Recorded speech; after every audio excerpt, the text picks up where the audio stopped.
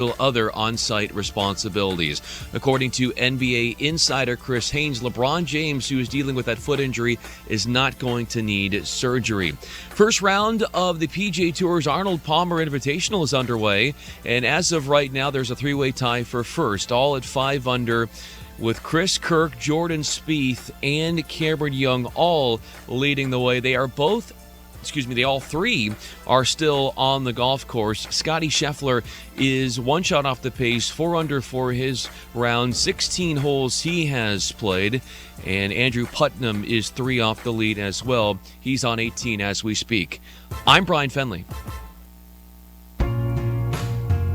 You've got the Insiders. How you play today, from this moment on, is how you will be remembered. That's what living is. That's right. There's 6 inches in front of your face. Bringing you what you need to know and a whole lot more. Topics you care about, guests you know, and the conversations you came to hear. The Insiders are presented by Proceed. Need seed? Think Proceed. This is your time. Now go out there and take it. Now, here are the Insiders. The Insiders. The Insiders. The Insiders. Insiders. Rob Hipp and Andy Rickoff.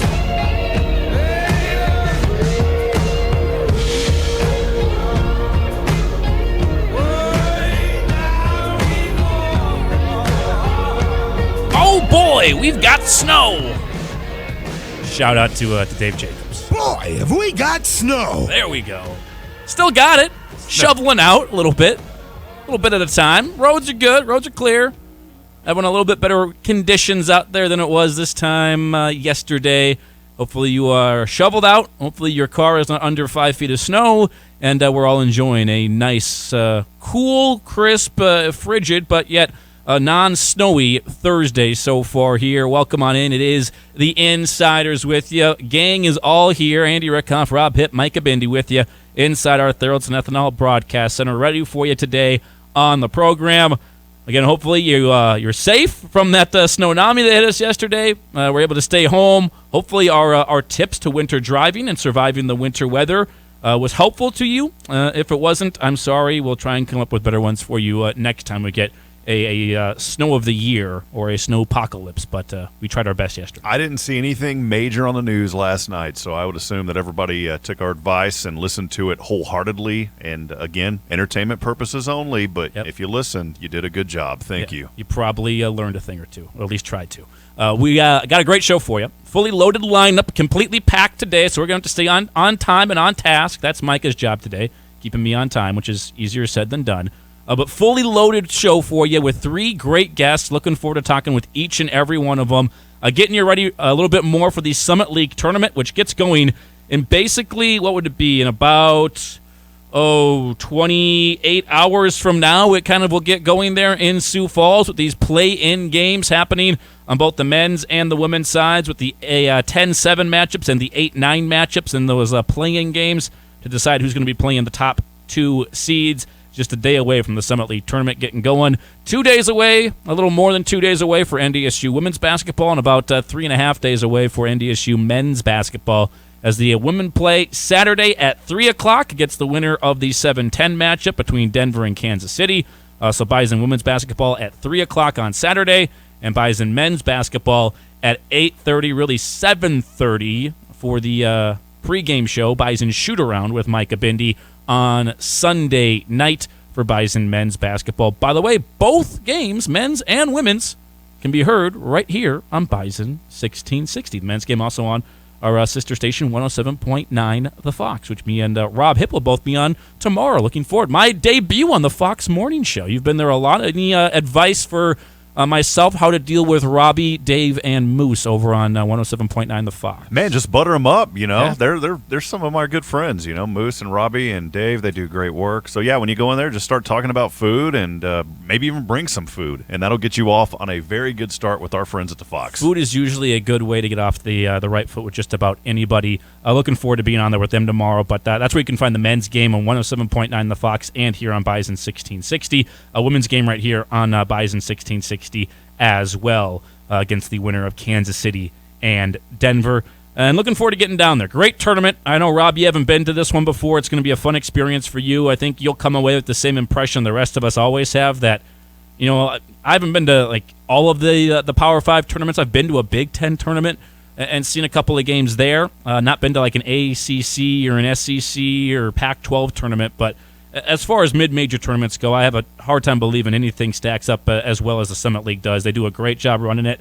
Looking forward to being there, and the fan attendance is really what separates it, I think. The amount of fans that come out there, and yes, a lot of them are for certain two teams in that state, but a lot of other fans come out there as well, and it is a really good atmosphere. You're going to enjoy it. Yeah, I'm excited. This will be one that I'll be at where there's no smoky casinos you have to walk through to get to the court to the gym. So I'm looking forward to that. Previous ones have been held at casinos, which is okay. But if you win, the casinos allow cigarette smoking, and so you're walking through, and by the time you get to the basketball court, you're out of breath and you're wheezing, and the second hand is kicked in, and that's how it goes. So yeah, I'm looking forward to not having to worry about secondhand smoke at this tournament. Well, if you'd like to make you feel more at home, I can bring like a air freshener that has that smell. Now, Cigarettes? what you could do is bring okay. some nice scotch and some cigars, and I'll take that any day. Okay, well, looking forward to that. Not during the broadcast, though. Keep it maybe after the broadcast. Oh, absolutely during the broadcast. No, halftime. Definitely, You and Dax halftime. There you go. It's a halftime segment for you on the Pioneer Seeds Bison Radio Network. Great show, though, for you today. Fully loaded with a couple of great guests. And first off, I know there's plenty of Summit League basketball tournament chatter coming your way today. No doubt about that. But it is also the first day, the opening day of the Underwear Olympics, a.k.a. the NFL Combine in Indianapolis, as players are getting kind of weighed in, measured in, doing all that kind of stuff today. I believe there's some special teams work that's done for some players and a few other drills that certain position groups go through. But it really gets kicking off over the weekend with quarterbacks, receivers. For most of the Bison players there, a lot of their work will be done over the weekend. But there are some initial things happening today as well, and they'll be getting weighed in today. So our social media correspondent, Micah Bindi, will be all over social media for us. Any updates from the Combine. I'm really interested in who's got the small hands this year. Who's the quarterback whose hand size is going to have him plummet in the draft. So if you can find that, I would appreciate it. If I was a betting man, and I kind of am, I am a little bit of a betting man. You absolutely are. I would have to bet on Bryce Young having the smallest hands of the top quarterbacks. It's got to be. Well, he's got the smallest frame. It would make sense. Yep, it would. It would make sense. Kenny Pickett isn't a small guy. He had small hands. That was the thing last year. Kenny Pickett's hand size. I don't think it's necessarily a direct correlation, but it could be. See, maybe Bryce. I said it all the time. Bryce Young has too small of a hands, and maybe he's not going to be the number one quarterback taken anymore. Maybe that's the storyline after today. We'll find out. He will not be the number one quarterback taken by the Bears. The Bears are going to trade out of it. It sounds like the Chicago Bears are planning to trade out of the number one spot. Are you saying that's going to happen? Yes, okay, for sure. Then yes, prediction. Going on the board. It is sounding like that's more possible than not based off reporting that is happening so far. And it makes sense. The Bears, when you got the number one pick, you got it for a reason. You're a team with a lot of holes. Now, quarterback's the most important one, but if they feel like they've got a good quarterback in Justin Fields, they have a lot of positions they need. So why not trade back and get multiple draft picks? That does make sense. I'd have to agree with you. Well, they got a lot of holes. They got holes on the offensive line, on the defense. Probably still receiver. Not for sure that Justin Fields is going to be their guy of the future. They haven't outright said it in the media, which is kind of concerning, and especially when Justin Fields said that he doesn't really enjoy playing in cold weather. Well, if he's not your guy, then you got to stay at 1.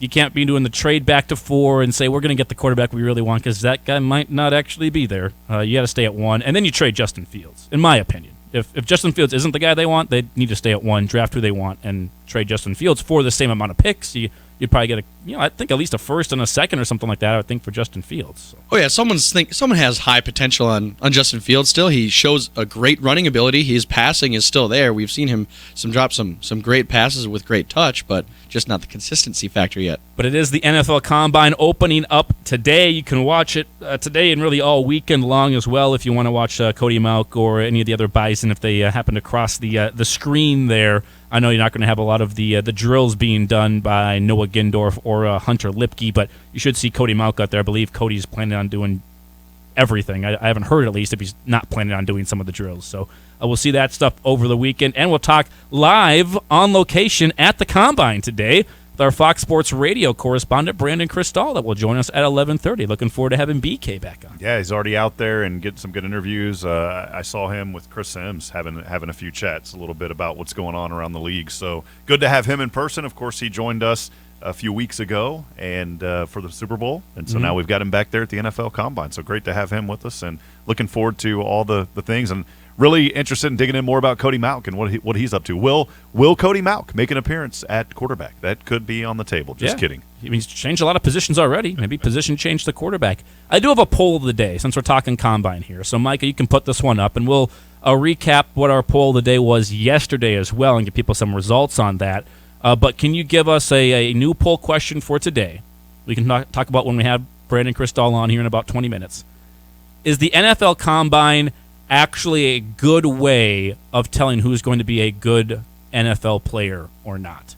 And maybe phrase it as, is the NFL Combine really good to determine what players are going to be good, or is it just a giant media publicity stunt for the NFL, basically? Is this an event that we maybe make too big of a deal out of because the NFL wants to stay in our eyes year-round, and the NFL wants to always be on the forefront of everybody's mind, of all sports fans, and we're like, oh, it's the Combine, it's Combine season, draft season, this and that, and we pump it up as this thing where, like, you can tell everything about a player, and the guy who kills the Combine now just vaulted from a 4th-round pick to a early round 2 pick, maybe a late round 1 pick. You know, that happens every single year. Do we maybe invest too much belief in what the Combine is as to who is going to be a good player? I could tell you someone who does think that. Head coach Dan Campbell of the Detroit Lions, he has a quote already at the NFL Combine: you grade them off of tape, you don't grade off somebody out here in pajamas. So Dan Campbell's a believer in grading off of tape. And, well, he's doing pretty good because the Lions are a team that's building up and probably a playoff team this next year. Probably. They're going to have so much hype around that team. I bet you the Lions have a lot of hype. Everyone's going to talk about them, and they fall short. That's maybe an early prediction. I got to wait a little bit longer, though, if I really want to make that prediction. Maybe after the draft for the Lions. I'm going to believe for the Lions that, you know, they're going to build off the momentum from last year. There's a lot of hype around them. I think they're going to have maybe one more win this season coming in. So I'm gonna jump on a Lions bandwagon and say that jumping on it early here. I'm jumping on it early. I'm going to get on and say the Lions are on the road to recovery after so many years of heartbreak there in Detroit. There's been a lot of heartbreak for a long, long time in Detroit. But I think that's the poll question for the day. Is the NFL Combine actually a good way of determining what players are going to be good NFL players? Or do we just hype it up too much in our minds? I think that's the poll question for the day. We'll ask that to Brandon Kristzal at 11:30 when we have BK on the program. Also at noon today, really excited about this, gracing us with his presence once again. It's been far too long since this man's been on the airwaves here at Bison 1660. But former player and former assistant coach for NDSU men's basketball, who will be on the call on Midcoast Sports for many of the games this upcoming weekend in the Summit League tournament. One Freddy Coleman is going to stop by, and very much looking forward to having Freddy back on. I got to know Freddy a little bit when I was actually a student at NDSU. We were doing the Summit League tournament for the men's games, and Wes Offerman was generous enough to come over and talk to us before they got going with the tournament. We were kind of setting things up, and I asked him, hey, any chance we could get a coach on? You know, that's usually reserved for the actual, you know, like the flagship station and stuff. We were just student radio, and I got it, but it's like, you know, not maybe halftime or anything, but maybe after the game, could we get someone on our post-game show? It'd be great. And Wes was like, yeah, go grab Freddy. I think Freddy would like to do it. And Freddy was nice enough that entire tournament to come on with us. Kind of kept a relationship with him ever since. But that's just Freddy Coleman in a nutshell. Always generous with his time, and will come on and join us today at 12. It's been one of my favorite guys to get to know during the basketball journey, of course, besides Dex sitting next to me. But Freddy, a tremendous guy. He's there on a lot of the games as the analyst, of course, there with Dom Izzo on DAY.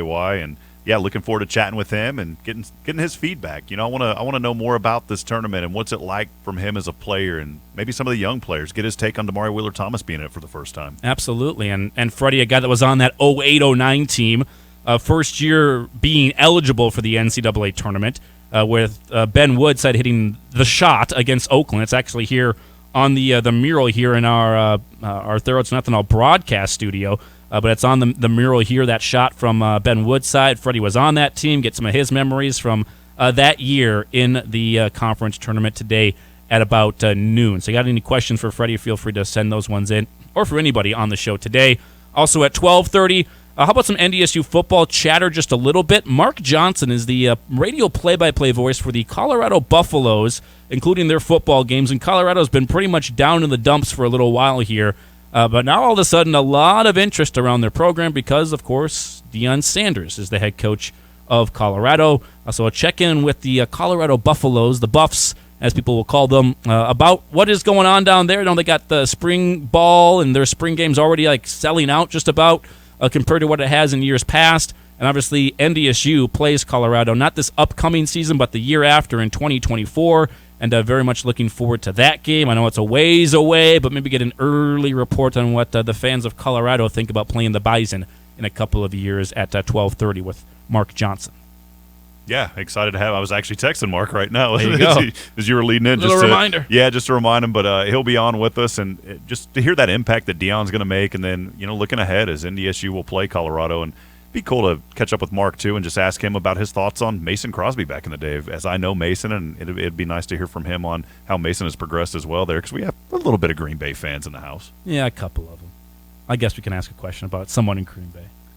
Green Bay's okay. It's okay. I like one player I like a guy there. Yeah, I like one. There's player one there. guy that's pretty good there. You just like Billy Turner as well, but now it's just Christian Watson we cheer for at the very least. By the way, our poll of the day yesterday was, because of the snownami we had, due to the weather, should NDSU bring back the home field advantage of an outdoor stadium? Final voting, 81% said no, 72% and no win. Thank you very much. Keep the dome. And we had 20%, just about 19% said yes, rough and tough. So is that more or less? I expected, stay inside, basically, keep the Fargo Dome. I expected that to win. I thought probably it'd be more like, more of a 90-10, quite honestly. So I think there's a few more people around here that are like, yes, outdoor football. Just saying. You'll find out who the really tough fans are. They're like, hey, I'm gonna cheer on this team, thick and thin, cold, wind, snow, sleet, rain, any weather. I'm going to be there. Yeah. So that was the poll results for yesterday. A poll of the day today is the NFL Combine actually a good determination of who is going to be a quality NFL football player from the college ranks. You can be part of the show today as well. We want you to be part of the show. So call on in, 701-476-1660, the Epic Companies hotline. You can also text us at that very same number, or you can email into the Rick Electric email inbox. That's studio@bison1660.com. Someone's already calling in today. We love to see that. Mark in America giving us a call on the Epic Companies hotline. Mark, great to have you on again today, sir. I hope you are not in the upper Midwest driving through this beautiful country of ours, because we have a lot of snow up here. No, enjoying, let's see, I think it was 74 and sunny yesterday in Tennessee at home. Well, good for you. So, but, Rob, now having lived in the South since graduating from Fargo, I will give you an A for effort on the video yesterday. Popping out of the snow. Appreciate that. Yep. I'll take an A. But I'm going to give you a C- because when I was back in college, a bunch of us would go snowbank diving and nothing but shorts. So C- for your apparel choice. I'll take a C-.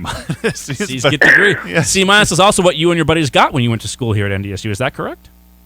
Yeah, but I got the diploma. Yeah, exactly. Yeah, I'm not saying it was a bad thing. So he's right there with you and your buddies. It makes perfect sense. Mark, the video didn't do it justice, though, because as we look outside the Therrelson Ethanol Broadcast Center, our studio, there was snow like halfway up the window yesterday. It came down a little bit, but I mean, if I would have walked out and stood in that little bank that I was in was about 4 feet. But if I would chest almost. If I would have went a little bit farther, my neck would have been the only thing. From my neck up would have been the only thing you would see.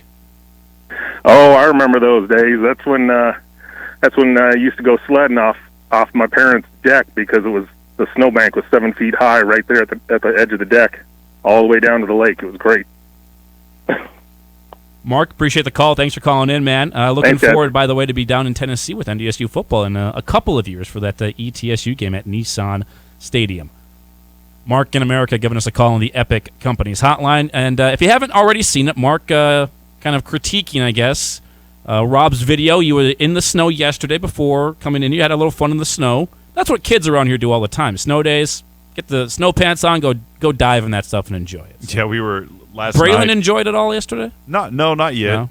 But we were in the living room yesterday night. It was about 7 o'clock, and I was working on a few things, and I hear kids outside playing and screaming. And then my dog, her hair stands up on her back, starts growling, getting ferocious. I'm like, whoa, the kids are just having fun out there. Mm-hmm. So, I heard all the laughter, and I said, Bridget, we've got to figure out a way to get Braylon out here. So in the coming days, we'll do that. There's still going to be a lot of snow around for a while. Yeah, it's not going anywhere. Not going anywhere anytime soon. Best thing to do, what is it? Is it digging a tunnel through the snow or a snow fort, a full-blown snow fort? I'm all on snow fort.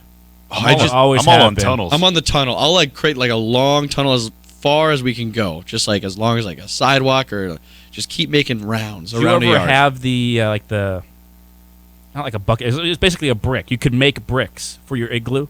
Mm-hmm. A mold. Yeah, mold for you can make individual bricks. We had tons of those as a kid, so everyone in the neighborhood would come over. We'd make the igloos. I was a big igloo guy myself. Would you get put the water on top of it so then it would solidify that block? Freeze it up a little bit. Got to make it sturdy so you can stay in there all day and bring in the snacks. I think there's fruit snacks. A big string cheese guy back in the day as well. So all the snacks from Mom bringing those to us when we'd have those snow days. I was never the best snow carver, so if I wanted to create a chair for myself, I pretty much just dug deeper so then my tush had some room down in the snow. Yeah, you just I couldn't dig further make down an and make actual it a chair. chair. I didn't go up and then create a 90-degree angle for myself. I couldn't do that. You're kids. You don't need anything that's ergonomic. You're going to bounce back just fine. Just dig a little bit deeper down, get yourself a spot to lean up against, and then what you do is you get your buddies.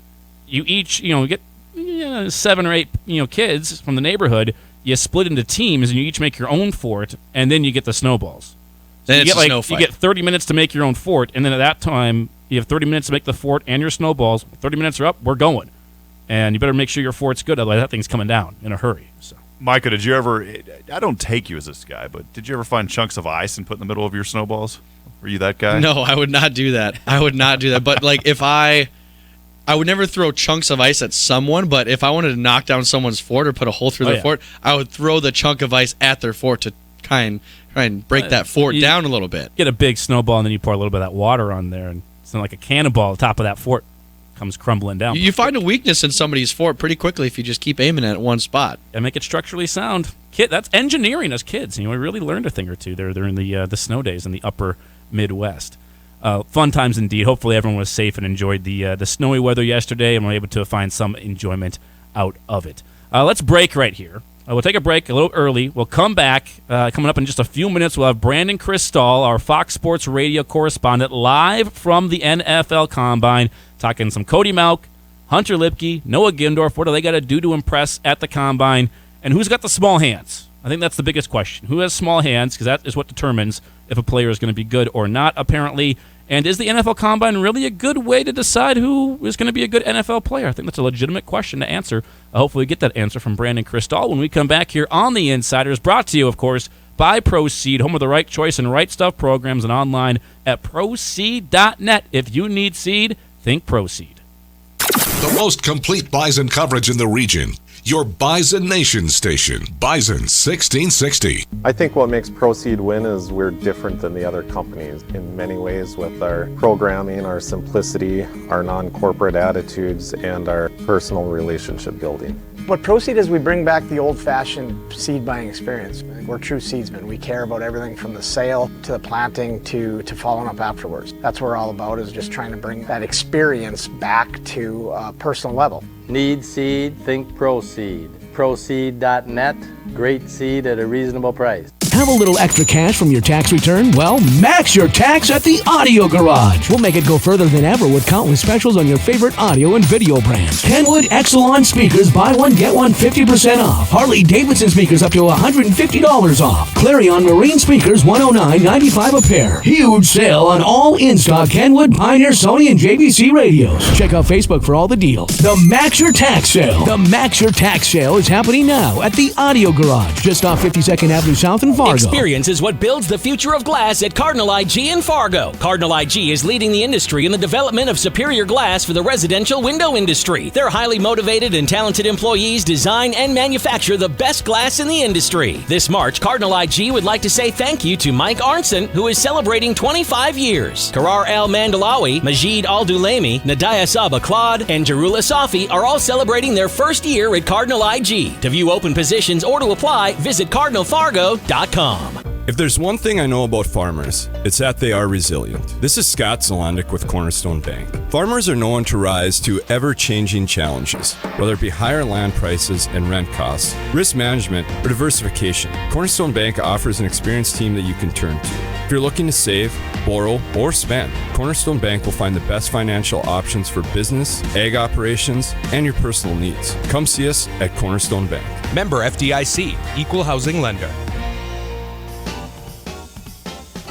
Hi, I'm Rod, founder of Accord Comfort Sleep Systems, inviting you to our March Mattress Savings Event. Save up to $500 off our exclusive and premium mattresses, pillows, bases, and linens. Buy it today and take it home today, or free delivery in the FM metro area. Rest assured with the best warranty in the business, where if you experience any problem, we won't repair your mattress, we'll replace it. Invest in yourself and buy a better mattress. Accord Comfort Sleep Systems across from Olive Garden. You're going to love sleeping with us.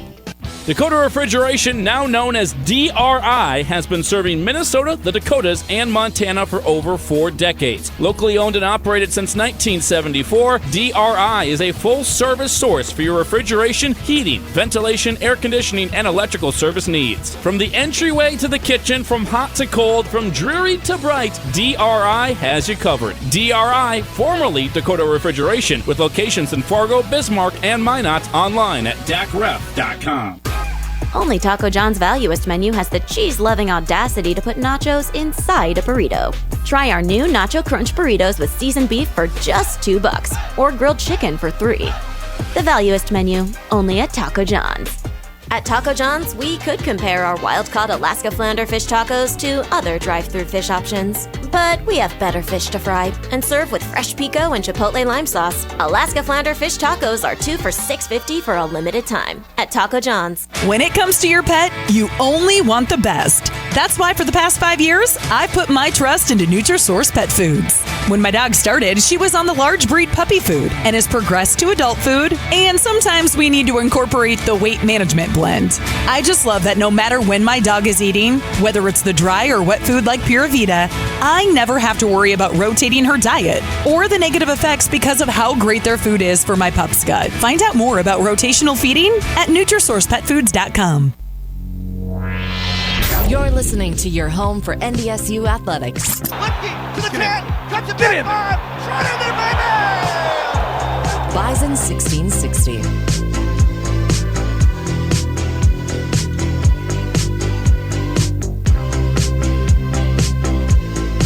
Here with you inside our Theraldson Ethanol Broadcast Center. Theraldson Ethanol produces 175 million gallons of ethanol per year at a plant just west of Castleton. Also 400 tons of livestock feed per year. You can fuel your future and join their growing team online at TheraldsonEthanol.com.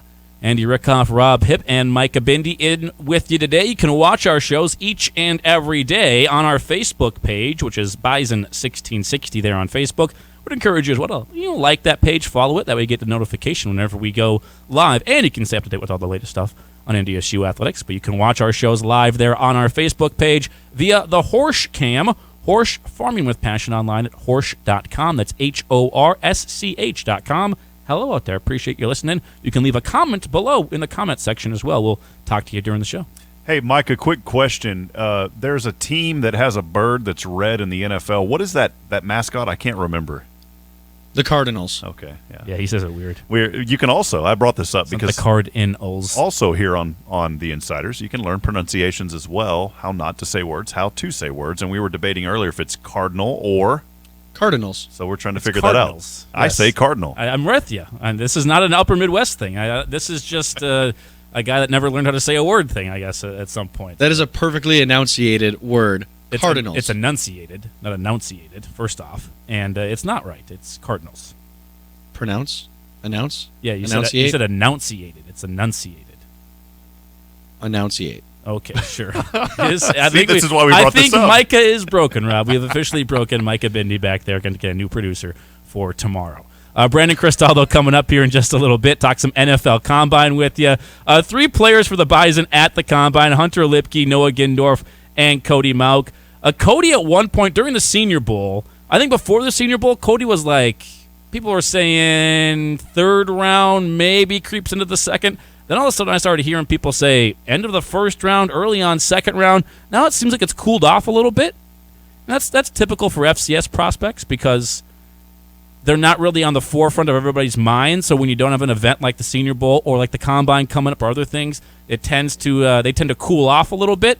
But then when something like this comes back around is when it goes back up. So we're looking forward to seeing that news start to circulate on Cody Mauk a little bit more, see if he can creep into the back, probably final 5 picks, I think, of the 1st round would be the earliest he might go if he can have a really good showing here at the Combine with some of the athletic testing. Yeah, you'll have that, and then what's still on the line is Pro Day as well, right? So you still have Huge day. So this isn't really the final opportunity. You'll have that one more opportunity with Pro Day coming up as well, and I kind of want that momentum to build up. I don't want it to peak right now. I'd like to see it build up into Pro Day. It's like Bison basketball. I don't want to play your best basketball in December. I'll be playing it in February going into March. Exactly the same thing here with your draft hype. And we've had a lot of players over the last couple of years. Christian Watson was another one that built his draft stock up, and I think he was going to go in the 1st round. There was teams that wanted to trade up, but the Vikings at the end of the 1st round didn't want to trade back anymore, and ends up being the 2nd pick of the 2nd round for Christian Watson instead of the 1st. But obviously that's a really high draft pick nonetheless, and hoping the same for Cody Mauk this season for the Bison. All of them and a whole host of others out at the NFL Combine in Indianapolis, and so is our first guest of the day, our Fox Sports Radio correspondent, Brandon Kristzal of KOA in Denver, also nice enough to join us here via the Fox Sports affiliates that he is a part of as well, and joins us on the Epic Companies hotline today. BK, great to have you back on again, sir. How has life been? Have you caught the voice up since the Super Bowl? Not much, Andy and Rob, to be honest, and it's not for lack of effort. I think you mix in getting home with some kids who weren't feeling great that time of the year, and then unfortunately a few late nights. For anybody that might follow me on social media at BK Denver Sports, I spent the bulk of my evening with future NFL general manager Von Miller, who's in town to spend time around Brandon Beane, who's the current Bills GM, talked to some other folks. He had some meetings with some current GMs and people he knows around the league because, believe it or not, even though he has 5 years left on his deal and he's rehabbing his knee, Von Miller wants to become a general manager, even though he's got somewhere between 100 and 200 million in the bank, give or take. So that kept me out a little later than I wanted, and my voice wasn't in great shape when I got here. So it's a long answer to this is the best we're going to do. Okay, well, I appreciate you joining us nonetheless. I hope that, I know that Brandon Beane and the Bills faithful out there are hoping that Von Miller plays a few more years and gives him a few more moments on the field before he goes up to the front office and starts making some draft picks for either the Bills or a different franchise. But that's kind of cool. It's interesting to hear that you have a current player that, a lot of players want to become coaches or nowadays really want to become like broadcasters. The broadcast industry has become huge for former players, but you got a player that is still playing right now but wants to be a general manager at some point in the future. What is the NFL Combine like before we get into the nitty-gritty of it? Just like, as someone that's probably been there many times for yourself, what is it like? What's the scene? Paint a picture for our audience. Well, so I'm standing kind of on the media side of this huge ballroom at the convention center, and anybody that's been to Indianapolis, or if you haven't, Indianapolis is a great city for big events, whether it's conference basketball tournaments or when they have March Madness site. Certainly the Final Four has been here a bunch, obviously the Indy 500, but the Combine's been here forever, and part of it is that it's centrally located, but everything in downtown Indy is connected. So the convention center, you can walk from here to a bunch of different hotels that are all physically connected where you don't have to go outside, even though the weather's not atrocious. We're not dealing with some winters like you guys have to deal with, or Minnesota or whatever. It's just very convenient to be able to walk from these hotels to the convention center and then to Lucas Oil. You can do that all without going outside. So I'm over here on the media side where every single team is represented in one form or another with their website, their digital presence, and then another. At this point, it looks like about 20 or so media outlets, whether it's The Athletic or The Ringer or radio stations out of Vegas or Denver or Chicago and Minneapolis. And so it's really, really grown, even from when I first started coming here. The first draft I was at was 2012, which was Andrew Luck and RG3, and in later rounds, Russell Wilson and guys like Case Keenum. And so, and Brock Osweiler in the second.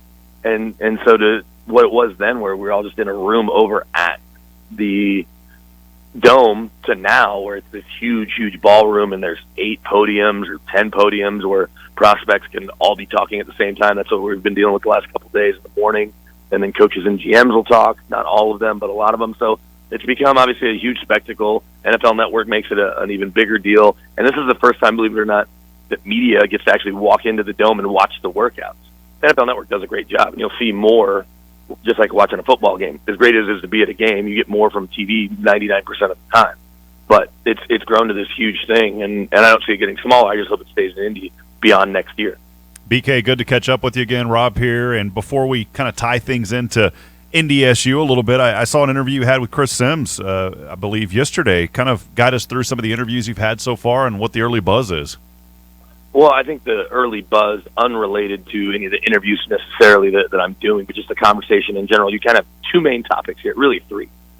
What the hell is Aaron Rodgers going to do? Right? He's crawled out of his dark hole. He's putting out weird tweets that don't make any sense or are kind of unintelligible. I guess he knows what he wants to do. And so, but Derek Carr's actually here in Indy, and so Aaron Rodgers is linchpin to all of it, a domino, and just like it was a year ago. And so you have that, the Aaron Rodgers / Derek Carr part of things. And so with all the teams being able to talk to each other, do they get a deal done with Aaron to get moved? But part of it is, what does he want to do? And so that's one storyline. Then the quarterbacks and Bryce Young, and those guys all arrived yesterday. They'll talk tomorrow. Everybody except Bryce Young is expected to throw. So Will Levis, C.J. Stroud, and Anthony Richardson, for the guys at the top of the quarterback board, are all going to throw on Saturday. And is Bryce Young truly a number 1? He's obviously not very big at just under 6 feet, I think, and 193, and not built the way, say, a Russell Wilson's built, or even Kyler Murray. And then the third thing now, the third topic du jour, if you will, has been Jalen Carter, right? And what's going on with him and that awful situation in Georgia where a couple people lost their lives, and how involved was he, or how criminally at fault is he? He already actually flew back to Indy. He flew to Georgia, right, and I'm sure you guys have seen the reports, paid his bond, turned himself in, paid his, I think, $4,000 bond, and is back here, not to talk with teams yet, though, just to work out.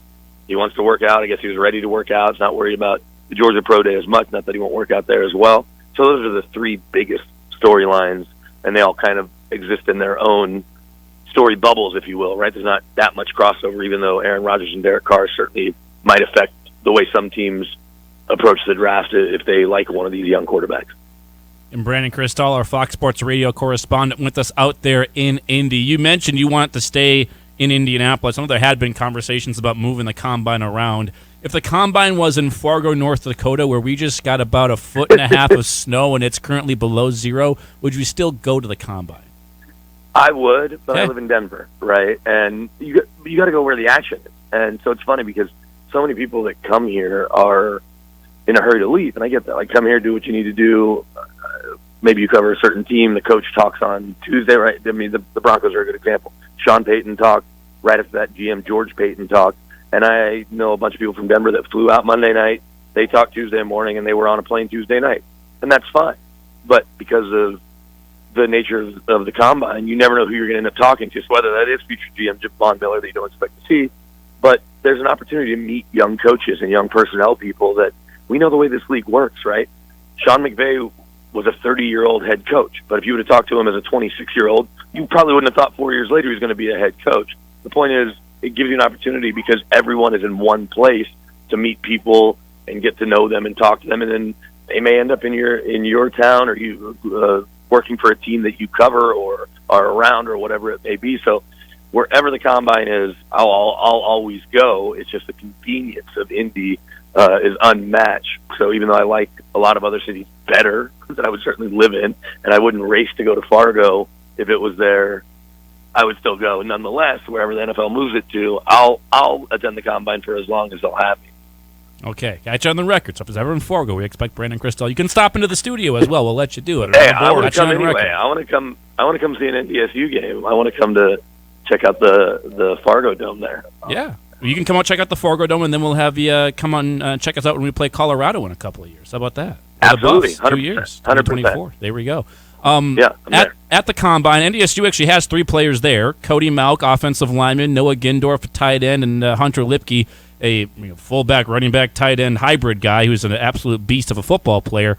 Some of them won't be participating in the actual drills because of some injury stuff, but they will be doing interviews. How big are the interviews there, from what you can gather, that the teams do with the individual players? How big of a step is that? Well, so whatever it is, whether it's the workouts here, the pro day, certainly the value of the gameplay on film, and interviews here, interviews informally, interviews via Zoom, which teams still do now. In fact, I heard John Schneider, the Seahawks GM, say that he likes to call guys up old school on a conference call, on a phone on a Saturday or Sunday and catch them off guard.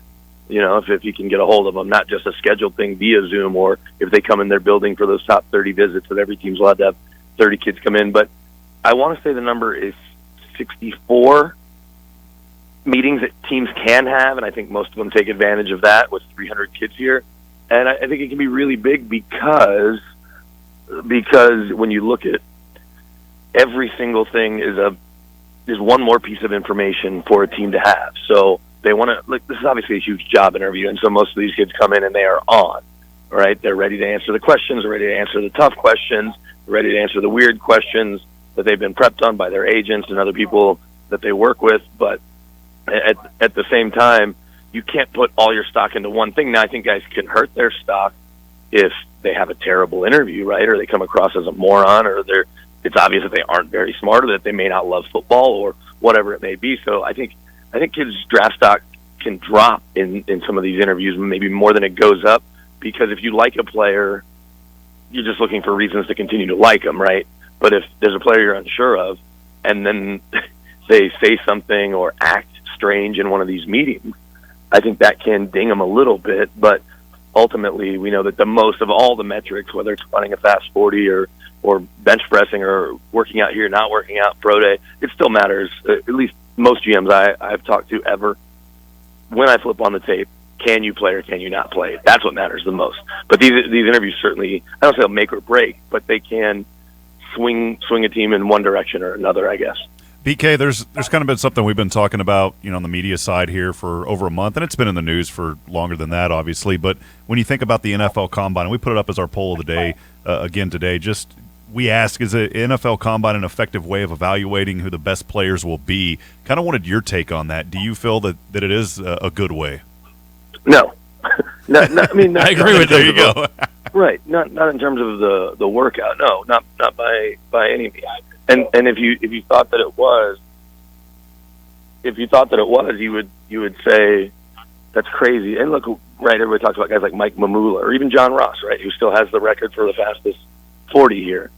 If you put too much stock in these workouts, then you're doing it wrong, right? But like I said, it's all kind of one element. And I've even talked to people, old school scout types, and asked, why don't they run in pads, right? Every football game I've ever watched, they're at least wearing shoulder pads and helmets, and we know that they have to wear leg pads now. That's mandated again.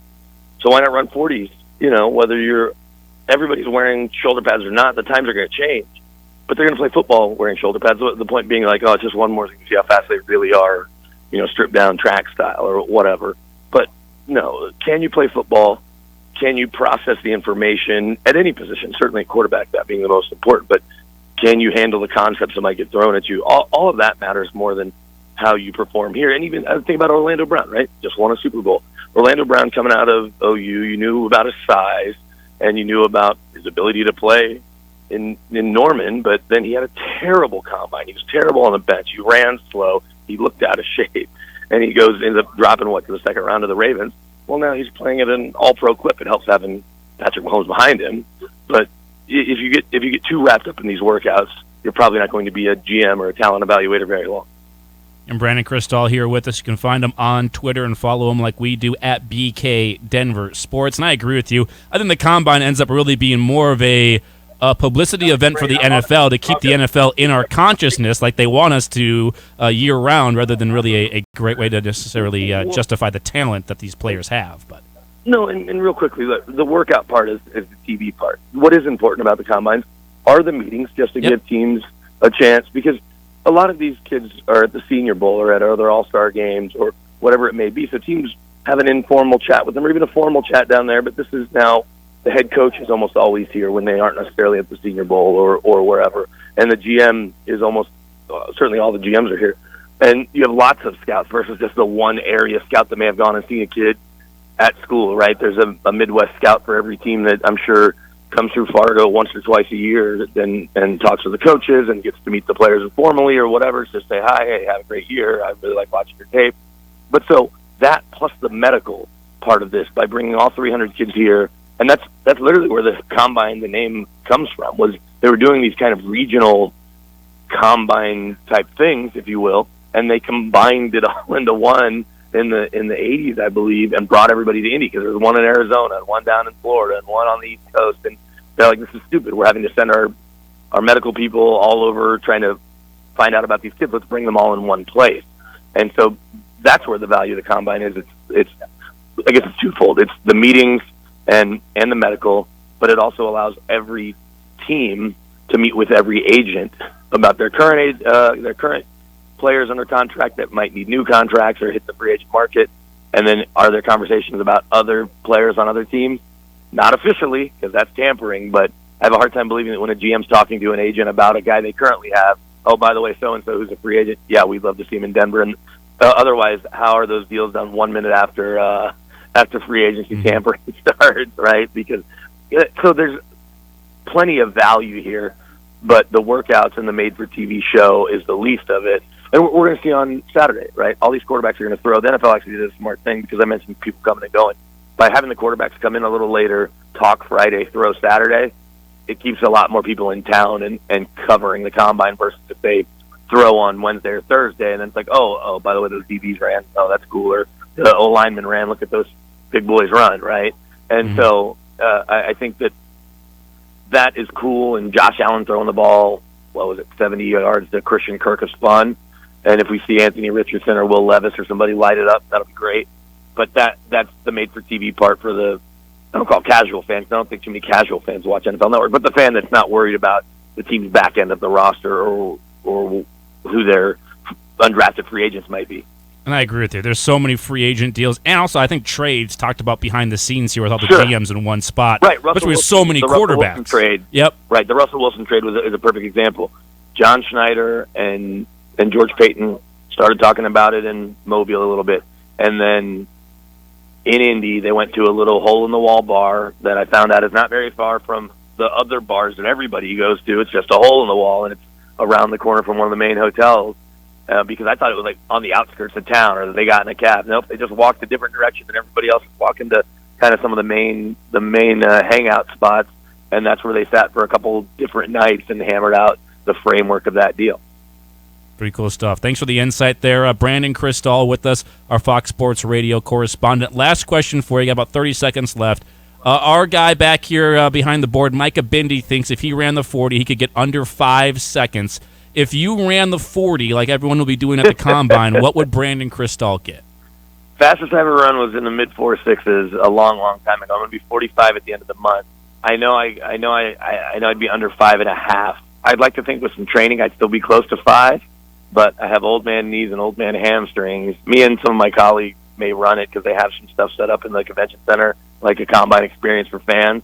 So if we go over there, we may run it, but I'm wearing jeans and not the right sneakers. So I'll let you know. But I know I'm faster than Rich Eisen. I'll leave it at that. Yes, please let us know so we can compare your number to our guy Micah Bindi back here. He thinks he's running like a 4.8 or something like that. Hey, go clock him. Go clock him. Oh, we will. Don't worry about that. We're going to make sure that thing is very accurate and have a ice bucket for him afterwards to rest the hammies, because we all know those things will and an ice be bucket screaming. of beers, too, to celebrate. Yeah, we'll need that as well. Brandon, appreciate the time. Thanks for coming on with us here once again. Enjoy a shrimp cocktail or two, and enjoy Indy. Absolutely. Thanks, guys. Talk to you soon. There you go. Brandon Kristzal, our Fox Sports Radio correspondent. Nice enough to give us some time on the Combine out there in Indianapolis. Take a break. We'll come back. We'll wrap up hour number 1 here for you next year on The Insiders. Champions play here. You're vice president material. You're vice president material. Bison 1660. Beneath their gorgeous exterior, 1-800-GOT-JUNK trucks were designed to be ready for anything. How about construction site junk? All you have to do is point. Retail, grocery store, warehouse, office junk? Point, point, point, point. How about the monumental junk left after a fire or a flood or a hurricane? This time, you'll need to do it with your other hand. Why? Because the first hand will be tired from all of that other pointing. I see your point. Call 1-800-GOT-JUNK or visit 1-800-GOTJUNK.com. March is time for the thrills, upsets, and miracle moments of college basketball. But there's only one place where you can win big. Shooting Star Casino is hosting the $100,000 Final Fortune. Start earning entries now. Then on March 26th, we'll draw one winner every hour from 4 to 9 p.m. Choose right, and you could leave with a champion-level pile of cash. Up to $100,000.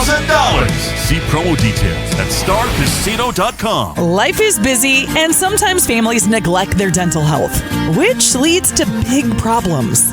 My friends at About Smiles Dental have added a new doctor to their team and are now accepting new patients. Our family loves the team at About Smiles Dental, and they're so great with our kiddos, too. Staying up to date with routine dental visits makes each visit quicker and easier. At About Smiles Dental, their name says it all. Your smile is their top priority. Call now and schedule your family's routine visits at About Smiles Dental. Jeremy here at Horsch in Mapleton.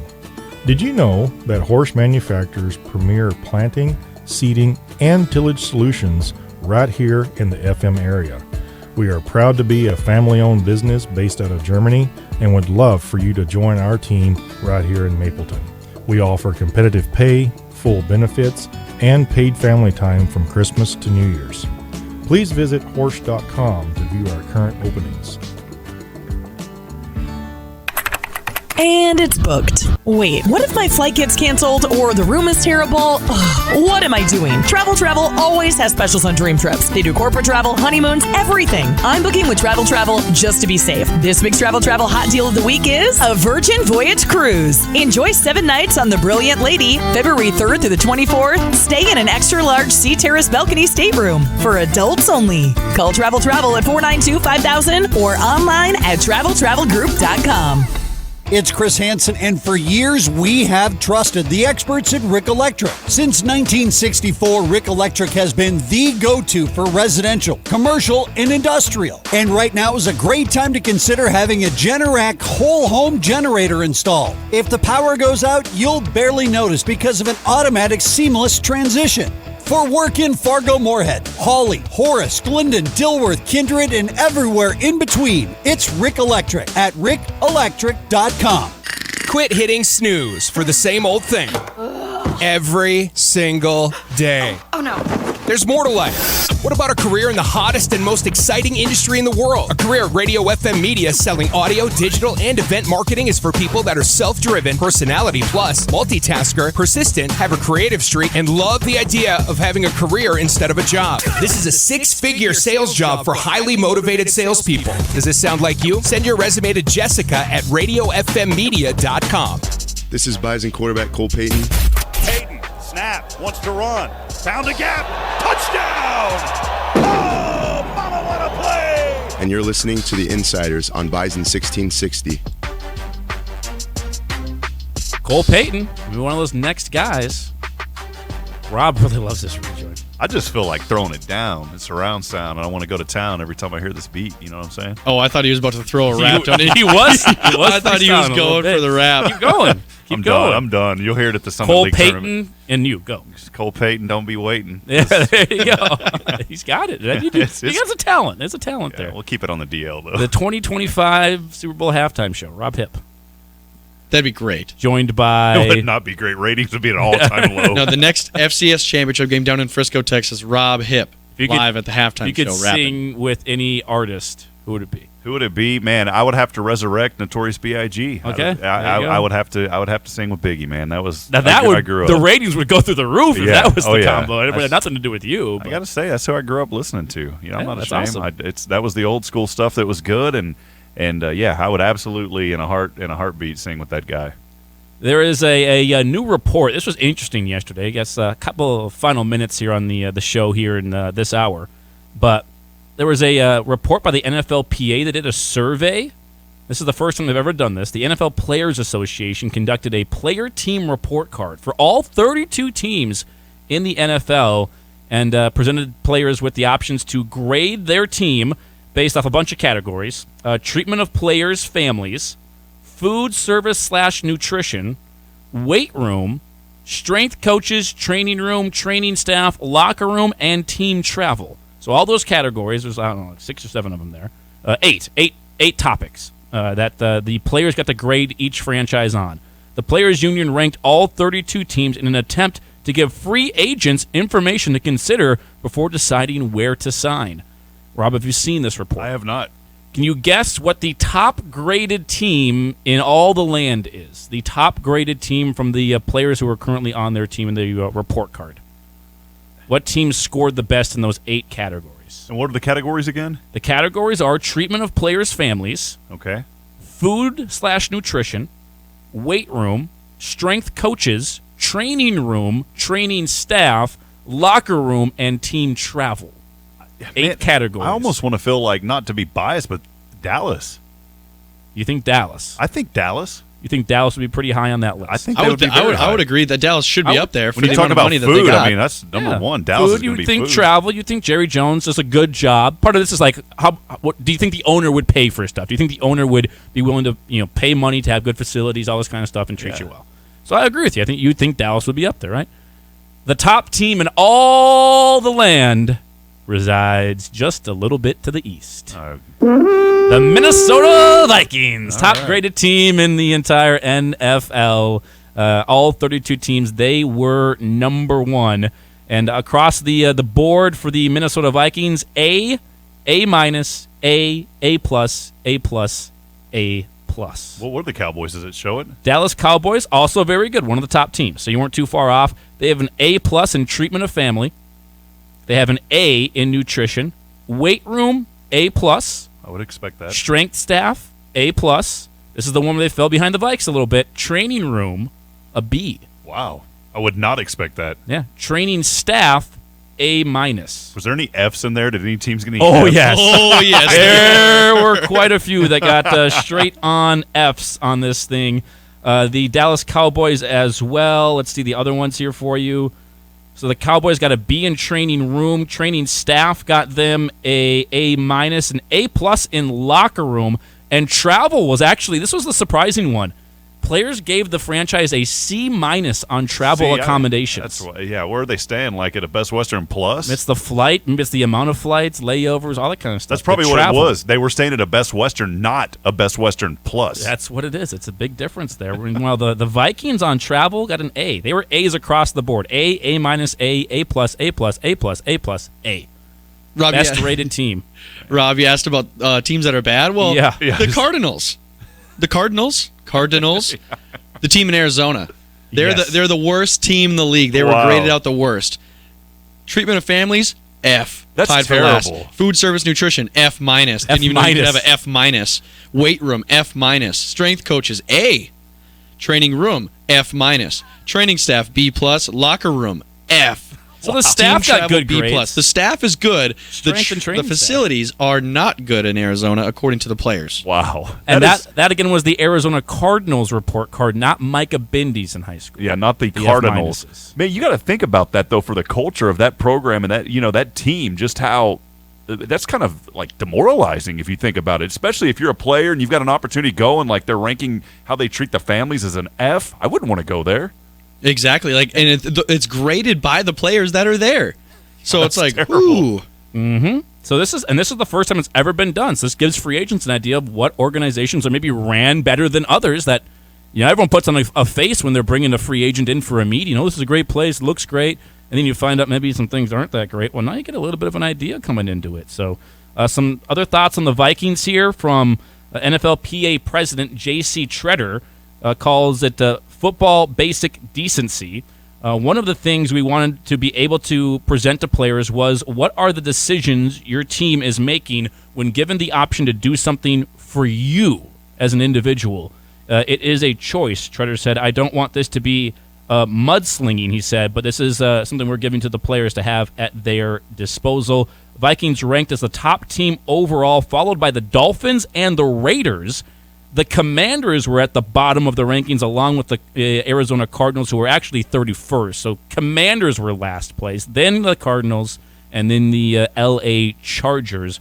The survey was sent to roughly 2,200 players. NFLPA received over 1,300 responses in this first-time ever poll being done, but the Vikings did rank as the top team in the NFL report card survey. How can you have stuff like this? Like, I was reading about the Bengals. It said, like, the Bengals, the common complaint was showers and toilets consistently not working, and then the closure of the cafeteria on days players are encouraged to voluntarily report to the facility. But and then players' wives nursing on the floors of public restrooms at games. I don't have a problem with that, but that's just crazy. On the floor? On the floor? Okay, never mind the floors. Yeah, I do have a problem. Wait a minute. I have a spot for them. I do have a problem. I don't have a problem with nursing, but yes, on the floor, yes, I definitely have a problem with that. 3 teams close their cafeterias for dinner, and the Bengals close it on off days. The Bengals also don't provide nutritional supplements to players. The Cardinals, this was an interesting one from the Arizona Cardinals. At their facility, if you get a meal, so there's like a team cafeteria. If a player goes there to get a meal, I said they buy a cheeseburger or something. In the off season for like $5 at the team cafeteria. In their next paycheck, the Cardinals players get it deducted from their paycheck. That's terrible. You bought a banana and a water. That's $1.50 out of your paycheck there, Mr. Kyler Murray. So that one was pretty surprising. To find these things out, again, no one would know. So these are the little intricacies, and that sounds like a dumb thing, but like you get lunch paid for us here every once in a while. Nancy Odding does a great job with Radio FM Media. They don't charge us for the food they bring in. AJ messaged us on the Epic Companies hotline. He said, Vikings #1 in treatment of players, number 32 in defense. That's good. 32 in defense. That is pretty solid stuff. But the Vikings #1. So now all the best free agents coming to the Vikings. Going to build this thing up together. There we go. Because it's a great place to be. Love it. That is the latest on the NFL report cards. I thought that was kind of a funny thing that the NFLPA did for the first time this year, and probably going to do it every year going forward and probably get even more responses, because I think it's an effective way to do it. And there's going to be some NFL franchises, mainly the Commanders, the Cardinals, and the Chargers, that say, okay, probably need to step up our game a little bit. This is a little bit embarrassing, and I think it will have an effect. I think that's going to be good for the players in the long haul. So that was good stuff from the NFLPA. Good stuff in the first hour of the program as well. Plenty to come your way in hour number 2 of the Insiders, including our conversation with Freddy Coleman. You'll hear that next when we come back to really kick off hour number 2. We're Freddy on the other side on the Insiders here on your Thursday.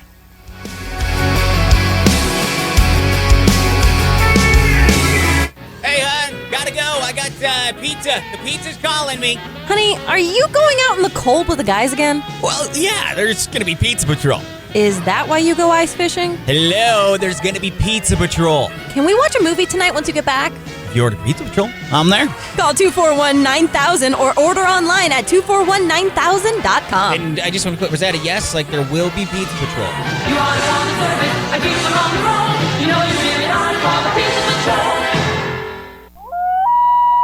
Happy Harry's presents the 58th annual Red River Valley Sportsman Show. Today through Sunday at the Fargo Dome. The Sportsman Show is really 5 big shows in one. A boat show with the latest in fishing boats, pontoons, runabouts, personal watercraft, docks, and lifts. It's a camping show with North Dakota's largest display of RVs, campers, and trailers. A travel and vacation show with over 100 resorts, campgrounds, and hunting lodges. Guarantee your dates now by planning your vacation right at the show. A hunting and fishing show with a great selection of rods and reels, tackle, and the latest in outdoor electronics. Daily hunting and fishing seminars featuring Ted Takasaki and Todd Ammonroot. Kids fishing clinics, live trout ponds, and introducing the exotic birds of Wildlife Wendy. Save $1 coupons and show information available at FargoSportsShow.com. It's North Dakota's largest, the Sportsman Show, today through Sunday at the Fargo Dome. Bring the whole family and don't miss it. A Sodinenko production. Hi, Chad here from Minnesota Warehouse Furniture and Mattress, located in the heart of Lakes Country. We're the land of over 10,000 sleeps. We have helped our customers and their families rest easy for over 40 years, which is why year after year we've been voted the Lakes Country's best place to buy a mattress. At Minnesota Warehouse Furniture and Mattress, you get the best value on name brand mattresses and the best service. We have a large assortment of mattresses including memory foam and hybrids. It's worth the drive to Minnesota Warehouse Furniture and Mattress, located in Earhart, Minnesota. No frills, just big savings so you can rest easy. Welcome to Papa Murphy's. Hi, can you tell me how I make my delicious new double bacon cheddar pizza? Wait, are you taking notes? I gotta tell the kids how my newest limited time pizza's made. So, it's crispy bacon and Canadian bacon with nacho cheddar cheese sauce? Right, but we do all that. But then I bake it. Your secret's safe with me, sir. Thanks. My kids love my pizza. Papa Murphy's. We make great pizza so you can make the pizza great. Order the limited time $12.99 double bacon cheddar pizza at papamurphys.com.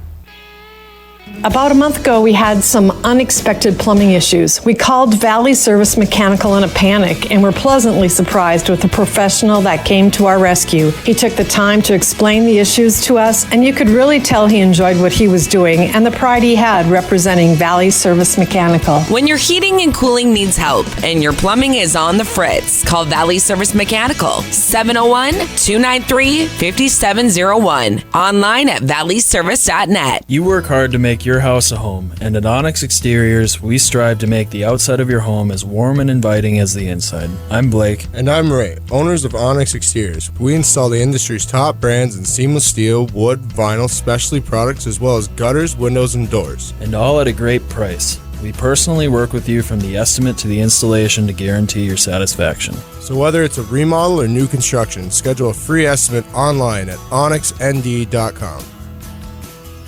Are you having trouble concentrating, remembering details, and making decisions? Are you tired all the time, irritable, or having trouble sleeping? These symptoms can be normal, but when they become overwhelming and last for long periods of time, it's time to seek medical help. If you're wondering if you're suffering from depression or anxiety, Lakeland Mental Health Center encourages you to get a free and confidential online screening at lmhc.org. Lakeland Mental Health Center. Help today for a better tomorrow. So I can buy the Chevy truck for $4,000 less than invoice? Yes, you can at Gateway Chevrolet in Fargo. Up to $2,000 customer cash or 2.9% financing for 60 months. Plus up to $2,000 loyalty cash on select new Chevy trucks. Shop the savings on all new Chevrolets today at Gateway Chevrolet. Save thousands with 2.9% financing for 60 months on select models. Only at Gateway Chevrolet in Fargo. Find new roads. Details gatewayfargo.com.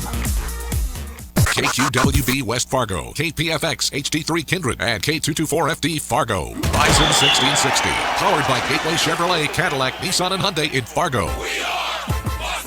And here's what you need to know. According to multiple outlets, top NFL draft pick and Georgia defensive tackle Jalen Carter, who's accused of reckless driving and racing that led to the death of two people, is at the NFL Combine back there to complete interviews with teams and fulfill other on-site responsibilities. According to NBA insider Chris Haynes, LeBron James, who is dealing with that foot injury, is not going to need surgery. First round of the PGA Tour's Arnold Palmer Invitational is underway, and as of right now, there's a three-way tie for first, all at 5 under, with Chris Kirk, Jordan Spieth, and Cameron Young all leading the way. They all three are still on the golf course. Scotty Scheffler is one shot off the pace, 4 under for his round, 16 holes he has played. And Andrew Putnam is 3 off the lead as well. He's on 18 as we speak. I'm Brian Fenley. You've got the insiders. How you play today, from this moment on, is how you will be remembered. That's what living is. That's right. The 6 inches in front of your face. Bringing you what you need to know and a whole lot more. Topics you care about, guests you know, and the conversations you came to hear. The Insiders are presented by Proceed. Need seed? Think Proceed. This is your time. Now go out there and take it. Now, here are the Insiders. The Insiders. The Insiders. The Insiders. Insiders. Rob Hipp and Andy Rickoff.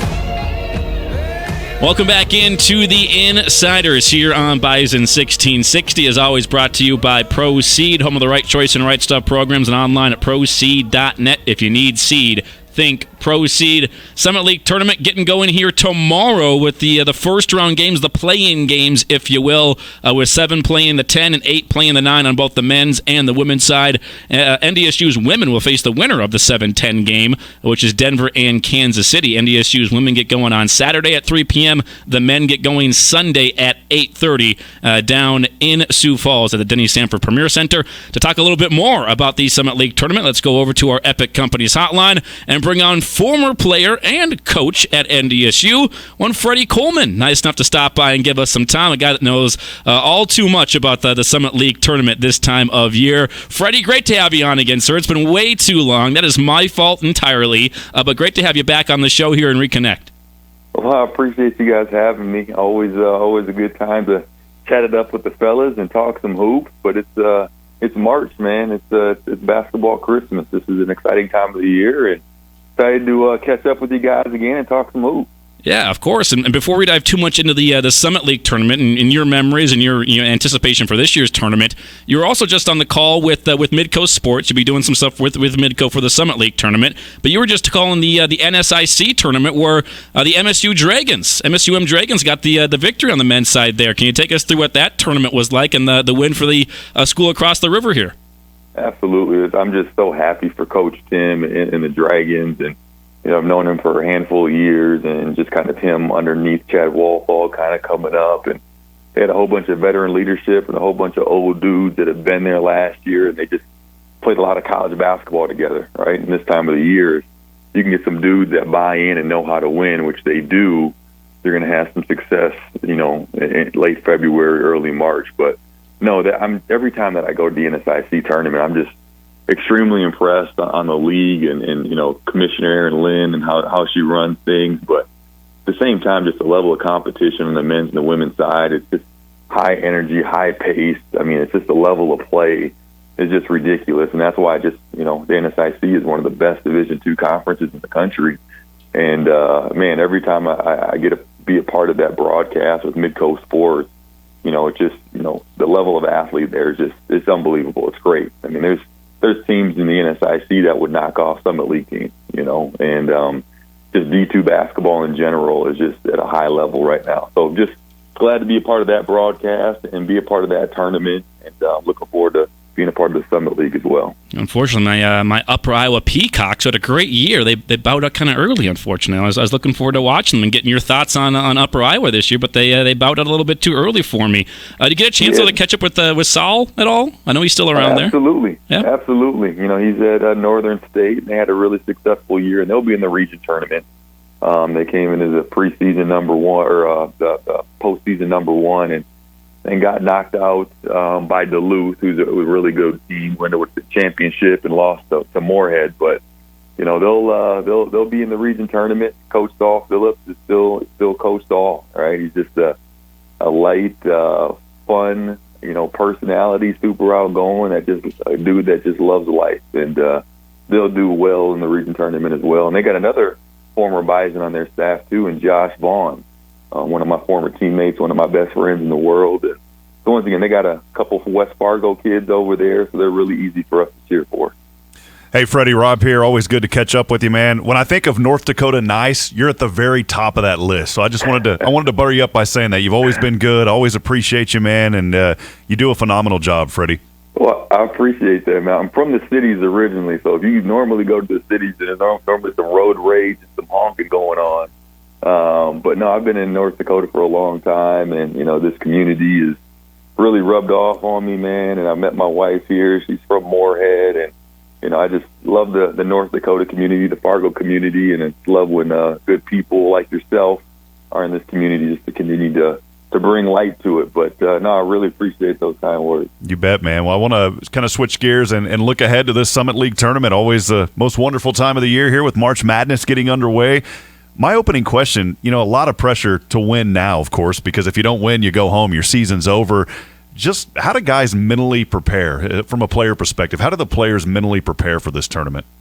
Well, I feel like you have to be a part of it to really understand what it's like. I think St. Thomas is a perfect example. They're a team that's never been there, right? And they're very talented. I think they got a chance to knock people off. But when you walk into the Denny Premier Center, like, it's a different feel, right? Like, Rob, this is your first time at the Summit League tournament as well. Like, it's just such a big stage, and it's one of the best mid-major tournaments in the country, if not the best mid-major tournament in the country. But it's just, anytime you play a South Dakota State team or USD's team, it's a lot of red and it's a lot of blue. And there's 13,000 people there, and they're on you, right? And you prep your whole preseason schedule, your whole conference schedule for this moment, and it's basically win or go home.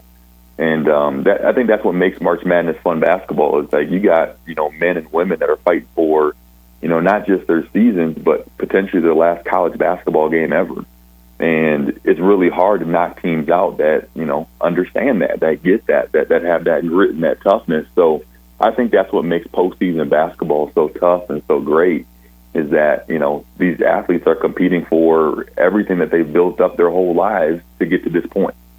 And just makes it extremely fun to watch, extremely high competitive. But as an athlete, you're just going in there, playing your best 40 minutes of basketball, hoping that your 40 minutes is better than the other 40 minutes.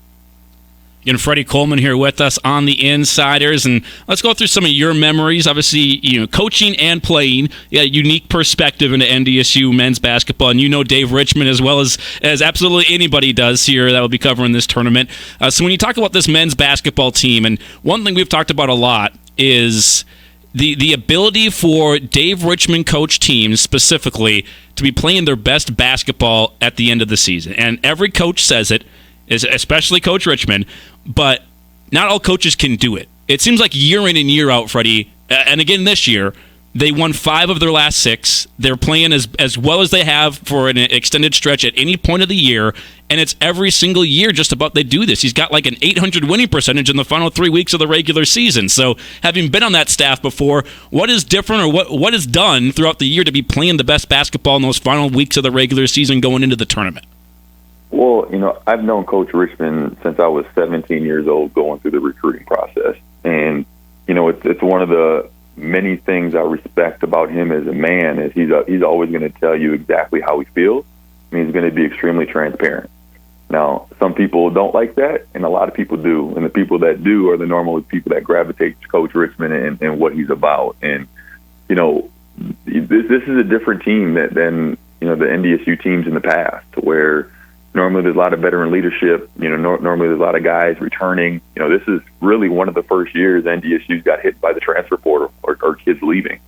And, when you have to have a handful of freshmen that come in or a handful of junior college kids that come in that, don't know the Bison culture, I think process and showing up each day getting 1% better has to be the main focus. And, Coach Richmond never deviated from that message since I was a player, since I was a coach, and even now into this season. So to see kind of where NDSU started, kind of having some struggles in the beginning of the year, not shooting it well, not great defensively, to where they are at this point of the year, I think just goes to show what kind of coach Richmond is. He gets the most out of his team no matter what. They're going to show up, they're going to compete. And if they're not going to compete, he's going to challenge them to make them compete.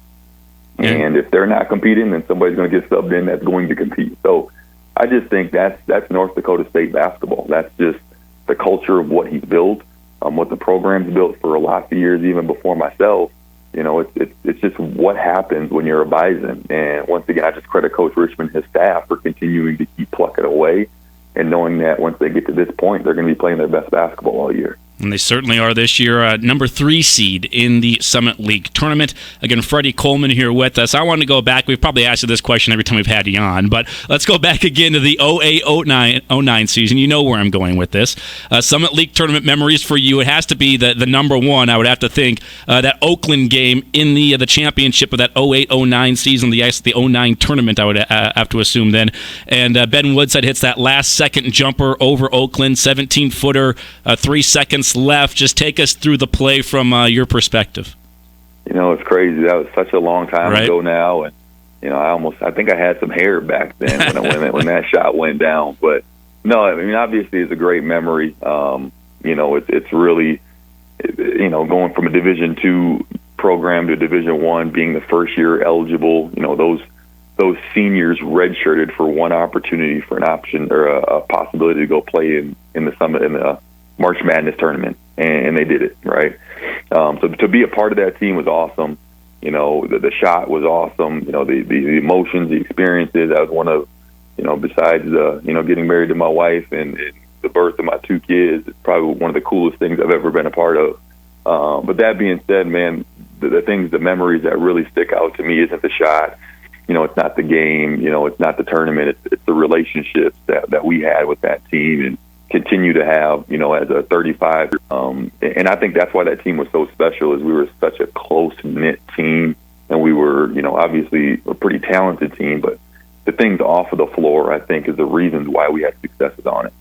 Some people, maybe we don't mention this enough. In that same tournament, 08-09, yes, we all talk about Oakland, the game-winning shot, Ben Woodside, everything that happened there. I think a perfect example of what the Summit League tournament is, though, happened earlier that year in the tournament against Centenary. The 1-8, right? I mean, it's the classic 1-8. You have nothing to lose. I think you guys were up by as much as 21 points in that game. Centenary comes battling back. You win it, but you only win it by 6. I think that game actually describes the tournament and what it is perfectly. Oh, yeah. I mean, basketball is a game of runs, right? It's going to go up and it's going to go down, and you can be up 15, 20, 30 points, but you know, once again, you're sending grown men and grown women home.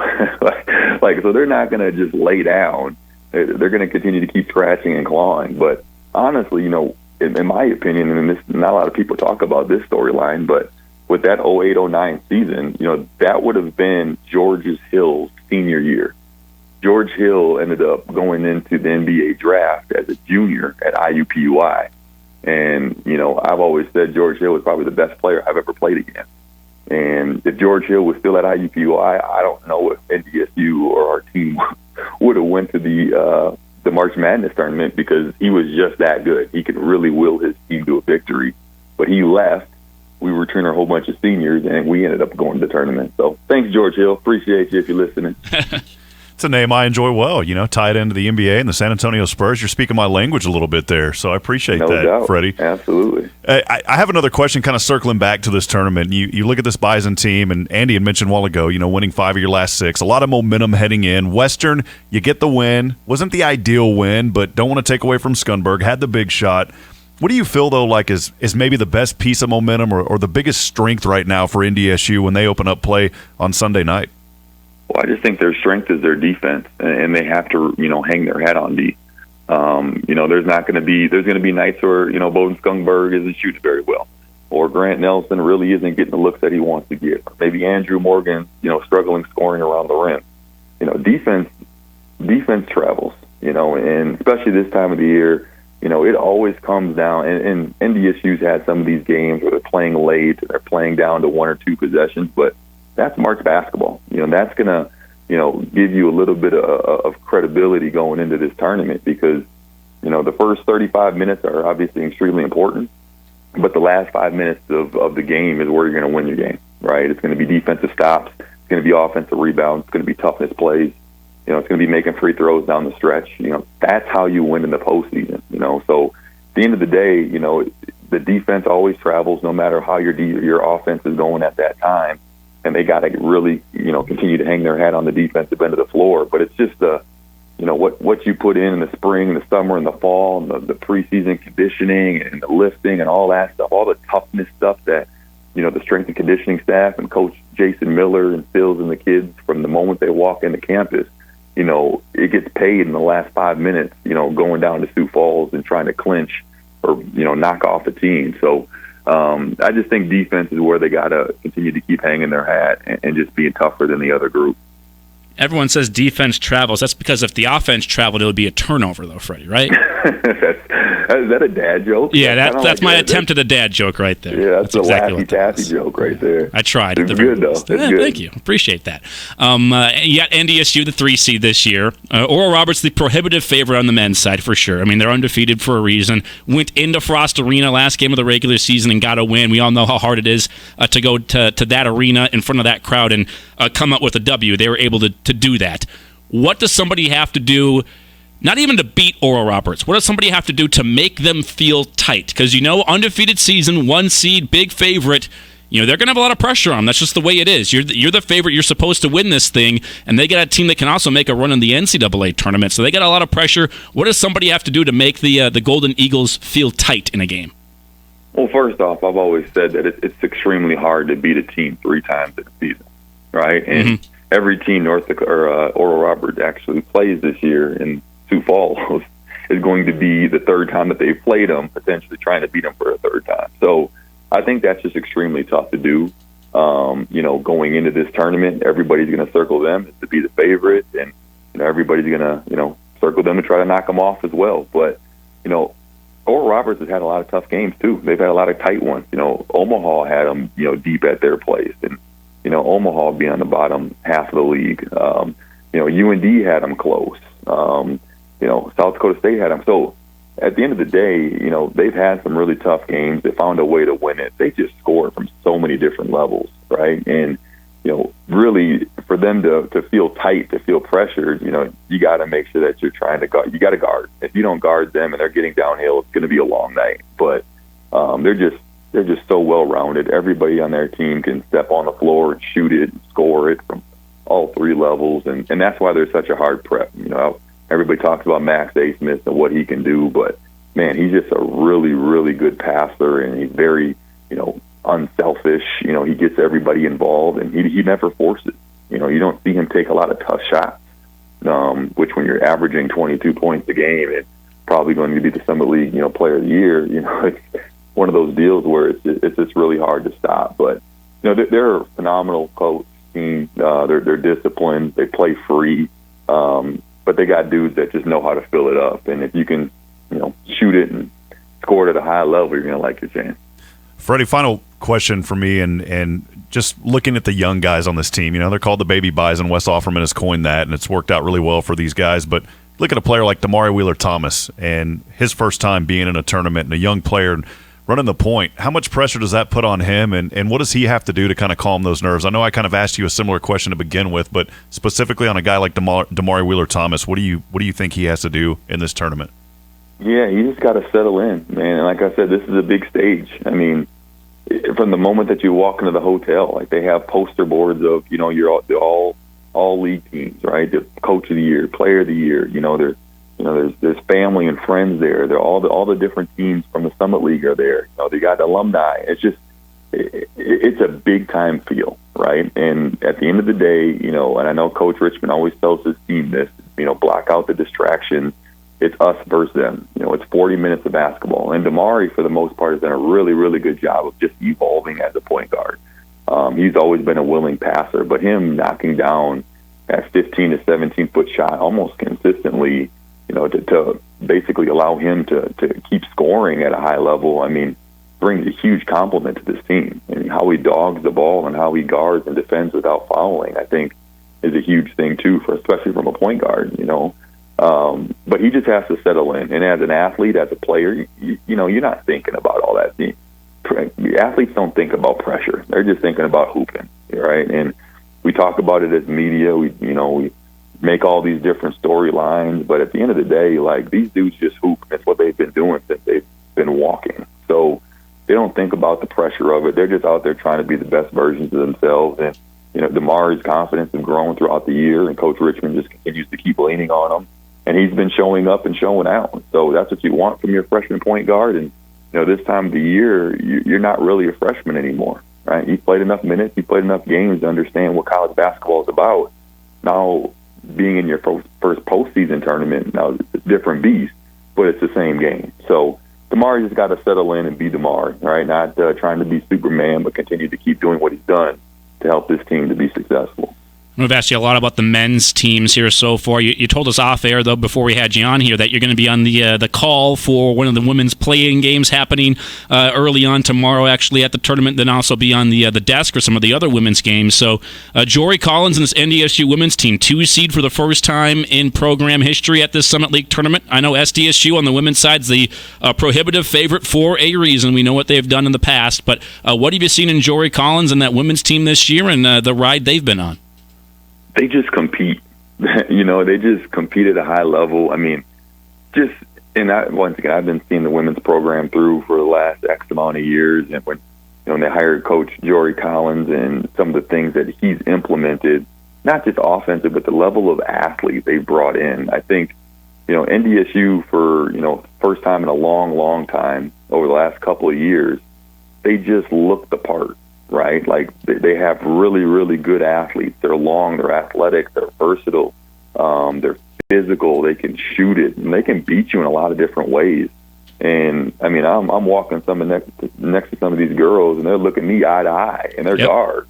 Like I'm 6'2.5", 6'3", right? So, I mean, these kids just compete. But I got to credit, Coach Collins and his staff for, every single year bringing in classes, right? Stacking classes with really good talent. And I think that's how you build a program, right? You have a vision, you have the core things that you talk about every single day in practice that you want to implement. But also, I mean, you can be the best coach in the world, right? You can be Coach Krzyzewski out of Duke. But if you ain't got, Carlos Boozer and Christian Leitner and Grant Hill, you're not going to be Coach Krzyzewski. So Coach Collins has brought really, really talented players in that are executing what their vision is of what they want to do on the floor and stacking those classes up. So I think that's the story of why NDSU's become to where they are. They just got some really good players, and they've held them accountable, and they're coaching them up. So it's really fun to watch NDSU women's basketball just continue to grow and evolve, and then the community continuing to support them and getting behind them. And I'm excited to see what they're going to do down in Sioux Falls. Not only one of the nicest people in the business, but one of the best bald heads in the business as well, no matter what Brian Sean says. Freddy Coleman here with us on the Epic Companies Hotline. Freddy, always appreciate our conversations with you, man. I hope Katie and Kayler and Kaisley are all doing well as well. Been fun to see you guys around here, staying in the Fargo-Moorhead area, and I love what you guys are doing over there at Sanford Sports Basketball Academy as well. Thanks for the time. Looking forward to seeing you down there in Sioux Falls, though, my friend. I appreciate you, fellas. We'll catch up down south, and good luck to you guys, and we'll see you down there. Always appreciate our time with Freddy Coleman there on the Epic Companies Hotline. Looking forward to seeing him down there at the tournament as well. One of the guys, when you talk about NDSU basketball, I mean, he's been around there as a player, been to some big moments, the game against Kansas, obviously that win against Oakland like we talked about, and some great moments there as a coach on the sidelines as well. And really happy him and his family have stayed around the Fargo-Moorhead area and making an impact here. And that he does great work on Midco and WDAY on all the, whether it be high school games, college games, whatever. He does a great job with that stuff as well. We'll take a break. We'll come back. Mark Johnson, voice of Colorado, joins us on the other side. And some breaking news on the Summit League with some postseason awards being handed out. All that coming your way here next on The Insiders. Always having a good time, but never letting it get out of hand. I approach you from the front and kind of like, wow, this dude's pretty serious. Then I walk away and you're like, he likes to party with 2 R's. You've got The Insiders on Bison 1660. So most companies claim they have good people, good product, good customer service, but the question is how often. We go the extra mile to take care of our dealers and our growers, and more importantly, their families and their customers. ProSeed tries to bring a family-like experience. Farmers, we want to understand what their challenges are. We also want to bring products to them that help them overcome those challenges so that they can be as successful as possible. Need seed? Think ProSeed. ProSeed.net. Great seed at a reasonable price. Hey, business owners, you have your banker, you have your insurance guy, but do you have your door guy? Now you do. DavTech Window Services also specializes in commercial door and window repair and replacement. DavTech is proud to be known for their excellent commercial services as on the NDSU campus. Choose the door and window experts that will deliver top-rated products as well as the experienced technicians that do it right the first time. A decade of service with a century of experience. Online at DavTechWindowServices.com. That's DavTechWindowServices.com. This is for the men who never settle. The ones who believe only quitters and a game and a tie. The type of guys who choose the bar with the biggest TVs to overcompensate for theirs at home. And the men who use PTO to catch afternoon basketball in March with the boys. This is the Lodge mentality. This is Twin Peaks. Who wants to settle for a single TV? With more TVs, bigger screens, plus our fabulous scenic views, there's more to watch at Twin Peaks. With the rising threat of cybersecurity attacks, you need to ensure your business is fully protected. Data loss, ransomware attacks, and other breaches can disrupt your business and damage your reputation. Consolidated Communications Cloud Secure Service safeguards your business from these attacks by securing your network, data, and applications. We proactively monitor your security to prevent intrusions before they compromise your IT systems while protecting your staff in the office or when working remotely. Visit consolidatedcommunications.com/cloudsecure to protect your business. Hey Bison Nation, Andy Reckoff here, and I just wanted to take a moment to say we absolutely love our Theraldson Ethanol Broadcast Center. Love being there every day to bring you the very latest with NDSU athletics, but we're not the only ones that like to be in the studio. Michael Tutsi with us here live in studio. Scott Anderson joining us, Director of Multimedia, NDSU. The athletic director's inside the studio. Matt Larson's joining us. I told you we weren't the only ones. Fuel your future and join the growing team at Theraldson Ethanol today by going online to theraldsonethanol.com. When it's time to make your next move, turn to Todd Kettermas with Beyond Realty to put the full court press on your home search. Whether you're looking for a quiet home in the suburbs or something downtown, let Todd Kettermas run the point for you in the search for your dream home. Call Todd Kettermas with Beyond Realty today or visit him at 4832 Amber Valley Parkway in Fargo. Todd is a proud partner and the preferred realtor of NDSU Athletics. Todd Kettermas with Beyond Realty, moving the herd one home at a time. In 1953, Bill Samuels created a simple bourbon, while Margie Samuels worked on her creative vision. A bottle hand-dipped in red wax, wrapped in a hand-cut label, filled with handcrafted bourbon that elevated flavor and remains unchanged as of today. Aromas of woody oak, caramel, and vanilla, with a taste that is sweet and balanced with caramel, vanilla, and fruity essences. Every barrel of Maker's Mark is aged to taste, not time. Maker's Mark, the star of your home bar. Please drink responsibly. Life is busy, and sometimes families neglect their dental health, which leads to big problems. My friends at About Smiles Dental have added a new doctor to their team and are now accepting new patients. Our family loves the team at About Smiles Dental, and they're so great with our kiddos, too. Staying up to date with routine dental visits makes each visit quicker and easier. At About Smiles Dental, their name says it all. Your smile is their top priority. Call now and schedule your family's routine visits at About Smiles Dental. This is Jory Collins, head women's basketball coach at NDSU. We're trying to get this program to a point where we can compete for Summit League championships and hopefully play in the in-state tournament. I mean, that's the entire goal. You are listening to The Insiders on Bison 1660. And this hour of The Insiders on a Thursday, brought to you by Hanson Runsvold Funeral Home. Hanson Runsvold Funeral Home proudly supports the Bison. Hanson Runsvold is dedicated to helping families look to the future with hope. And remember, what you do today shapes your memories for tomorrow. Enjoy the Bison experience and live life to the fullest. Go Bison from Hanson Runsvold Funeral Home, bringing you this hour of The Insiders. Some breaking news, really, on the Summit League all-season award honors being doled out. Just a couple of things here for you. We'll go over more of them in depth here after we talk with Mark Johnson. But Heaven Hamling, first team All-Summit League on the women's side. Also, first team All-Summit League on the men's side. Grant Nelson, congratulations to both of them. Elle Evans with a bunch of honors in her freshman year, being named the Freshman of the Year. First time that's happened for NDSU. By the way, Heaven Hamling, the first player first team All-Summit League on the women's side since 2016 for NDSU. But Elle Evans, Freshman of the Year. She's on the All-Defensive team and the All-Newcomer team, and also an honorable mention here this year on the women's side of the Summit League. And then Grant Nelson and Bowden Skunberg. Grant, first team All-Conference. Bowden Skunberg, honorable mention. I thought second team on Bowden. You can disagree on that stuff. Would love to see the voting on that. But what really matters is the all-tournament team. Just get on the all-tournament team. Make a splash here the next couple of days and get on that All-Summit League tournament team when all things are said and done. We'll go through that stuff here in just a little bit with you. But right now, let's go over to our Epic Companies hotline and talk with Mark Johnson, the voice of the Colorado Buffaloes. Nice enough to give us some time to round out the show on this nice chilly Thursday in the Fargo-Moorhead area. Mark, great to have you on, sir. Appreciate you giving us a little bit of time. What's the weather like down by you guys there in Colorado?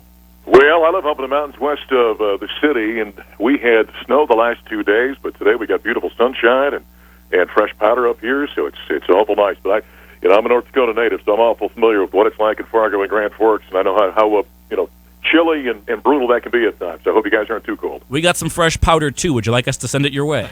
Sure, why not? Okay. Yeah, we'll always take more. Are you a snowboarder or a skier or anything? Oh, no. I'm too sane to be doing that kind of thing. I've done it before, but I always tell people, I'm more into outdoor stuff, hunting and fishing and team roping and that kind of stuff. That skiing, man, that's way too much work and way too expensive for me. It's a lot of work to get up there in the mountains and get the passes and the equipment and deal with the crowds and stuff, so I kind of stay away from that. I can see Mark Johnson going down a half pipe somewhere with a snowboard. I think that fits you well. Yeah, I'd be going down like a luge, man. I'd be going down with my tail on fire and screaming like crazy. That's the only way I'm going down a hill. Hey, Mark, Rob Hipp, voice of the Bison here. Appreciate you coming on with us today, and it's good to finally talk to you over the phone. I know a lot of great things happen in Colorado. That's one reason we wanted to have you on. Of course, in a couple of years, the Bison and the Buffs will square off. We'll talk about that more in a little bit, but I just wanted to get your take on the Deion effect. I saw some news coming across about the spring game, and, man, 30,000 tickets or so sold to that. Can you give us a little bit of insight of what's going on there? Well, when Coach Prime got to town here, what was it, December 4th, it was like a tsunami hit Boulder, Colorado. I mean, it has been, I'm hard-pressed to even describe it, to be honest with you. I've been here 19 years, and I've never seen anything like this. I mean, we didn't hire a coach, we hired a cultural icon and a celebrity. And there's amazing amounts of things that come along with that. Number one's attention, as we've seen. And so it has really altered the landscape of everything that's going on with Colorado football and really Colorado athletics at this point in time. The spring game, they're talking about that maybe being a sellout. In my 19 seasons here, I think about the biggest crowd I've seen was maybe about 7,500 people, somewhere in that ballpark.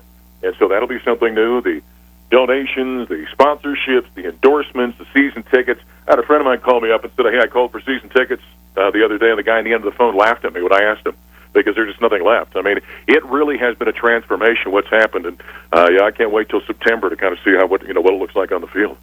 Yeah, you can already tell the effect it's having around the program, right? And we'll decide what happens on the field later, right? That's a different story, but you can tell there's already a rejuvenated kind of spirit and attention around that program that really hasn't had it in a little while. Where does Colorado football stand on the consciousness of sports fans around that area, knowing that there's the major sports are there, with the Nuggets having a great year, you've got the Broncos that take up a lot of attention. Just where do the Buffaloes typically stand in the hierarchy? When I first got here, I left Syracuse and came here 19 years ago, as I mentioned.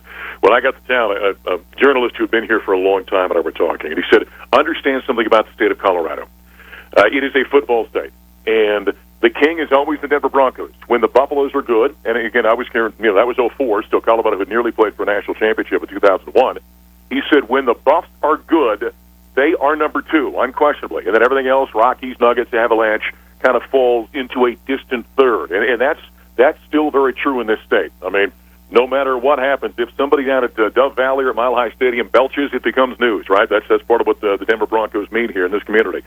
And now that Deion Sanders is here, what Coach Prime has brought, like I talk about all that attention, I mean, it's become automatically, kind of the number two story. And I think at times, because the Broncos obviously have been down here in recent years, since he's gotten here the last 2-3 months, I mean, they've really rivaled the Broncos, I think, in terms of the conversation, at least amongst, the sports outlets here in town. So it's really a facet. I can't go anywhere right now. No matter where I'm at, that's the first thing I get asked. Coach Prime, what's it going to be? What's happening? What's he like? All these different kind of questions you get asked nonstop. And so it's really become an enormous story here. And, boy, if he jumps on the field in September and he's winning at a high level, holy cow, I'm not sure what to expect. Mark, I'm from Georgetown, Texas, which is north of Austin, and a young man by the name of Mason Crosby graduated a year after I did. Of course, you know Mason. I wanted to ask you, he plays for the Green Bay. Everybody knows that. What was that interaction like? What was he like in college? Because I never got a chance to ask anyone from the media about Mason. He was fantastic. And what I loved about Mason, fair or unfair, specialists in football always get kind of an odd label, right? They're odd guys. They're punters and kickers. It's the old Peyton Manning line, the idiot kicker, that kind of thing. Mace was a football player, first and foremost. And what was great about him is he was always trying to get on the field someplace other than kicking, but he had such a cannon for a leg. When he had been with Green Bay for a few years, and it was maybe our last year, second to last year, we were in the Big 12 before moving to the Pac-12. We're doing a game down in Austin, Texas. Mace happened to have a weekend off and was going to be at the game. And so I called him and said, hey, come up and join us in the booth. So we came up, and I think it was the third quarter he came up and spent most of the quarter with us. And I told him at that time, I said, you perverted the way that I watch football. And he said, what do you mean? I said, well, you had such a cannon for a leg that anytime, the Buffs would cross the 50-yard line, I'm thinking to myself, well, we're in field goal range. And because he was such a prolific kicker, obviously in college, and what he's done now to being the leading scorer all the time for the Green Bay Packers, I mean, he was a phenomenal football player and just happened to be a great, great kicker on top of it. And Mark Johnson with us, the voice of the Colorado Buffaloes. The Bison will be facing them in 2024. So not this upcoming season, but the season after. Another FBS game, the next FBS game, actually, for NDSU on their schedule. What was the reaction around the fan base? And have you heard any more since that game was scheduled a little while ago about NDSU being on the schedule, knowing the Bison have beat so many FBS opponents? Well, I tell you, because considering where the program has been, obviously, and it's been down, when it first popped up, fans were like, holy cow, why would you want to schedule those guys? You're going to come in here and kick our tail. I mean, we don't need that kind of stuff happening from an FCS team on our home field at Folsom Field. So that was the first reaction. Everyone understands and fully respects what NDSU means from a football standpoint and what that program has accomplished. And, year in and year out, it's one of the best FCS teams in the country. And if you are playing, an FBS team, there's a very good chance that you're going to go in and beat that team. And so everyone fully understood that. For me personally, I've still got plenty of relatives back there. In fact, I was back in Fargo this past summer. I was officiating my second cousin's wedding, and so all my cousins and relatives were already, over 2 years in advance of that game, trash-talking with me and telling me about how they can't wait. They're getting their reservations to come on out here and be part of that game in 2024. And so, yeah, everyone fully understands what the Bison mean and what that football program stands for and what it's accomplished. And so there's a great deal of respect, I promise you, for that football game coming up in 2024, whatever happens in 2023 for Colorado. Yeah, obviously there's a lot of time before that one gets there, but I know our fans will be wondering already, and I've already gotten people asking about tickets for this upcoming season, and they'll be asking about tickets for that game by the time it gets to September of this upcoming season, wanting to know, can we get tickets for that Colorado game? When's that stuff happening? So what's the scene like around there? What's the tailgating scene for our fans for that game that's a little ways out still? Well, there's a couple things I'll give you a little cautionary note about. If you're going to plan on coming to that game, you better be very forward-thinking and plan greatly in ahead, because what we've noticed with Coach Prime coming on board here, the hotel rooms for the upcoming season, for example, are totally sold out anywhere close to Boulder, Colorado. And for your folks back there in Fargo that don't know, Boulder and Denver, about 25. It all feels like one city when you're making the drive. But Boulder's northwest of Denver, and it's about a 25-minute drive from downtown Denver to downtown Boulder. From the airport, if you're flying in the DIA, it'll be probably about a 40-minute drive thereabouts. And so, if you want to stay someplace close to Boulder, you better get on it. I would even recommend maybe right now making a call and say, you know what, I think I'd like to see if I can get a hotel room for that game, because it's astonishing how quickly those rooms have been selling out. So that's number one. From the experience, you're going to see, as I always say when we open up the broadcast, the most majestic setting in college football. It's really spectacular. It's a red stone, building, if you will, for the Folsom Field. It's historic. It's been there a long time. Sits right in front of the Rocky Mountains. The Flatirons are right behind it. When you get out here and you take a look up there, you're going to understand what I mean by when I say Flatirons. That's something very unique about where Boulder is sitting. The tailgating can be a lot of fun around there. Buffs fans, many times, will be very boisterous and make sure you understand that we're going to kick your tail, even though that hasn't happened frequently in the last few years here for Colorado football. But it should be a great time, and I think everybody coming into the Fargo-Moorhead area are really going to enjoy their time here in Boulder, Colorado. Yeah, looking forward to that game in a couple of years. And good news for our fans. That was good insight to get those hotel rooms now. Yeah. They're no strangers to it. They'll get hotel rooms for the FCS National Championship game before the season even really gets going. They'll get those ones booked. But that's good insight for any hotels around that Boulder area. Mark, really appreciate it. Thanks for giving us a little bit of your time. I know things are busy down there, but find some time to go skiing or snowboarding for us, okay? Well, I'm not going to make that promise. I got plenty of other activities. Where I live up over the mountains. I'm too busy shoveling that snow to ski in it, to be honest with you. Yeah, we are too with the shoveling side of things. Absolutely. Mark, appreciate the time. All right, guys. Take care. There he is, Mark Johnson, voice of the Colorado Buffaloes. It's going to be a really fun game in a couple of seasons. Yeah, great guy, too. Mark's just became a good friend, and really appreciate him coming on today. And I was going to ask him, I know he had to go, but, sounds like he could sing on the side, too. I imagine like a really awesome, like country western kind of, small town band, and he's the lead singer of that band. need to have a face for radio, but also the voice for radio. That's right. Absolutely. We'll take our final break here. We'll come back and go through the Summit League Awards. Who was on the first and second team All Summit League this year on the men's and women's side? We'll give you that info when we come back and wrap up the show next. Champions play here. This man was a bona fide scrub. He can't play. No disrespect whatsoever, but I'm sorry to tell everybody the truth. He has small hands. He can't catch the ball. You're home for the Thundering Herd. Bison 1660. Join Horn Plastics in celebrating 40 years of excellence. As a special thank you to their customers, they're running some amazing promotions throughout the year. For the month of March, sign up for a chance to win a free installation service with a purchase of materials. You pay for the materials, and they provide the labor. Horn Plastics is known for their high-performance trailer and dump truck body liners, including their popular Super Slide bed liners. So if you want the best in the industry, go see them today. To sign up for a free install, visit hornplastics.com. Remember a time when the music was loud and the fashion was even louder? If so, it's time to schedule your colorectal cancer screening. Through regular screenings, your care team at Essentia Health can detect polyps that could lead to cancer. And now, simple at-home tests can make screenings even easier than saying goodbye to questionable fashion trends. Talk with an Essentia Health provider about which option is right for you. Schedule an appointment online at essentiahealth.org. Fabricators Unlimited has been part of the downtown community since 1985. As a family-owned, local home builders association and Chamber of Commerce member, they transform homes every day with Cambria quartz, natural stone, Corian, and laminate countertops. Fabricators Unlimited is blessed to have over 37 years of partnership with local contractors and dealers. Visit their modern showroom in a beautiful historic building on NP Avenue today. For decades, Nodak Insurance Company has been serving our state's residents in good times and challenging times. We come together for the greater good, from simple acts of kindness to company-wide efforts that make a difference in our community. It's who we are, rooted in North Dakota and ready to serve when it matters most.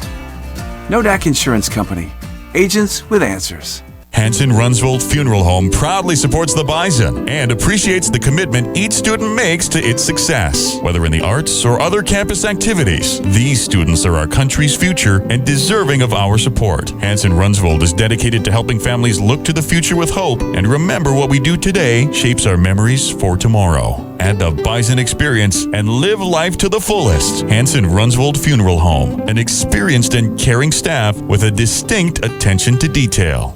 You work hard to make your house a home, and at Onyx Exteriors, we strive to make the outside of your home as warm and inviting as the inside. I'm Blake. And I'm Ray, owners of Onyx Exteriors. We install the industry's top brands in seamless steel, wood, vinyl, specialty products, as well as gutters, windows, and doors. And all at a great price. We personally work with you from the estimate to the installation to guarantee your satisfaction. So whether it's a remodel or new construction, schedule a free estimate online at onyxnd.com.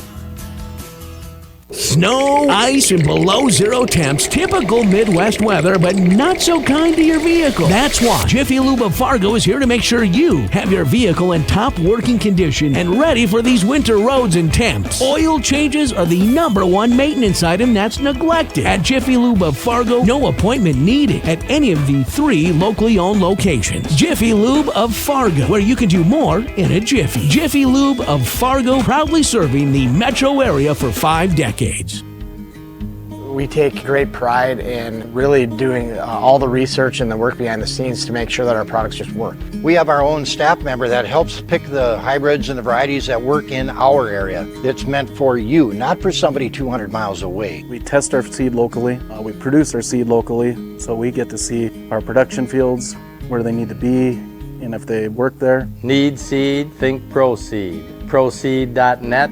Great seed at a reasonable price. This is NDSU head men's basketball coach Dave Richmond, and you're listening to The Insiders on your home for NDSU athletics, Bison 1660. And this hour of The Insiders, again, brought to you by Hanson Runsvold Funeral Home. They proudly support the Bison, including Bison men's basketball. Hanson Runsvold Funeral Home is dedicated to helping families look to the future with hope and remember what you do today shapes your memories for tomorrow. Enjoy the Bison experience and live life to the fullest. Go Bison from Hanson Runsfold Funeral Home. Tomorrow on the show, we will be joined by quite a few guests as well, including two members of NDSU women's basketball. Heaven Hamlin and Taylor Brown will join us. I'll sit down with them and record a little conversation as they get ready to head out to Sioux Falls as they play on Saturday. Also tomorrow on the program, Bison baseball coach Tyler Oakes will check back in with us, trying to do that every week with the coach. Their travel is a little bit up in the air every single week, traveling all over the place, being road warriors, but hopefully catch up with the head coach of Bison baseball tomorrow, and Roger Kish as Bison wrestling heads out to Tulsa for the Big 12 championships. I believe they had 7 wrestlers pre-seeded for the tournament, and a few that will be participating as unranked or unseeded wrestlers as well, but a bunch of players, including Jared Franek, who is number 1 in his weight class at the Big 12 championships in Tulsa. Yeah, I'm excited to see just how that goes in the Big 12, and of course we're keeping all that updated too on our website at bison1660.com. Posted an article about all that yesterday, and also the Big 12 matchups coming up here. Maybe a little sports bed music from our guy Micah back there to end the show, because got some Summit League awards to announce as well. Let's start off on the women's side of things. For the women's first team All-Summit League this year, North Dakota's Casey Borovich, Oral Roberts' Hannah Cooper, Grace Larkins of USD, Tirza Moore of Oral Roberts, and Maya Selland of South Dakota State, and Heaven Hamlin of NDSU. Heaven Hamlin, first team All-Summit League performer. First time a Bison's been on there since 2016. Congratulations to Heaven. Career highs in assists, points, steals, and 3-pointers made in a season as well for Heaven this year. Absolutely very well-deserved there. Second team All-Summit League, Paige Meyer, SDSU, Maggie Nygaard, St. Thomas, Elena Pilakuta of Omaha, Peyton Burkhardt, SDSU, and Haley Timmer, SDSU. The Jacks get 3 on the second team All-Summit League. Elle Evans was honorable mention All-Summit League this year. I thought second team. I thought she was worthy of being on the second team, but honorable mention for Elle in her freshman campaign. All-defensive team for the women's side. Elle Evans is on that one, a member of the all-defensive team for the Summit League this season. Only player in the league, I believe, with 30-plus blocks and 30-plus steals. She actually finished with over 40 blocks this season in the regular season. Elle was fantastic in that regard. Elle Evans is also your Freshman of the Year. First time in school history the Bison have had a Freshman of the Year in the Summit League. And absolutely well-deserved. Congratulations to both Elle and Heaven on all of that stuff there. That stuff is fantastic. It really is for both of them, accomplishing things that haven't been done here at NDSU in a long time. Player of the Year, or even ever in some cases. Player of the Year on the women's side, Maya Selland. I don't think that's any huge surprise. She was really good, has been all year, and leads SDSU to an undefeated season. And Erin Johnston, the Coach of the Year as well.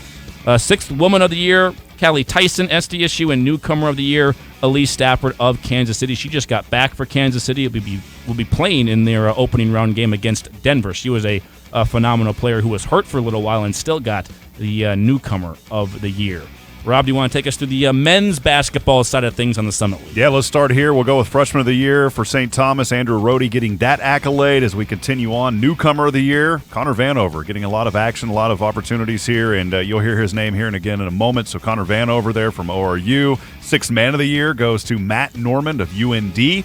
Matt Norman, I know there's some chat about that, saying, well, Matt Norman, well, he did end up having a pretty good season, so he was the one. And then I just mentioned Connor Vanover. Again, another accolade here, the Defensive Player of the Year. Coach of the Year will go to Paul Mills with ORU. A lot of accolades there for Oral Roberts. So Oral Roberts gets Player of the Year, Max Asmus, Defensive Player of the Year, Connor Vanover, Newcomer of the Year, Connor Vanover, and Coach of the Year, Paul Mills. Yep, they do All-League first team as we continue scrolling on. Well, let's go All-League. Where are we at here? First team. Max Asmus. Yeah, you got it. Take it away Trenton on that one. Masner of Western Illinois, Zeke Mayo, SDSU, Grant Nelson, NDSU, Andrew Rohde of St. Thomas, and Connor Vanover, ORU.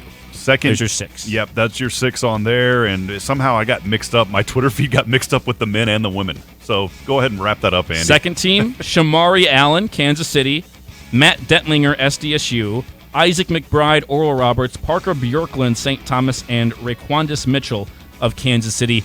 I think Bowdoin should have been on. Yeah, I do too. I think Bowdoin Scumberg should have been second team all-conference. No offense to the others here. I think Bowdoin, though, he was averaging he was in the teens points per game, I believe, and he was doing good stuff on defense too. I think Bowdoin should have been a second team all-conference member. And then again, the Bison finished in third place in the league, and got teams behind them that got multiple players on the second and first team. But that's just me personally. Bowdoin did get honorable mention, though. All defensive team, Matt Mims, Shamari Allen, Connor Vanover, Josiah West of Western Illinois, and then Grant Nelson. So congratulations to Grant Nelson. He's on the first team All-Summit League, and he's on the all-defensive team this year for the Summit League on the men's side. Congratulations to him.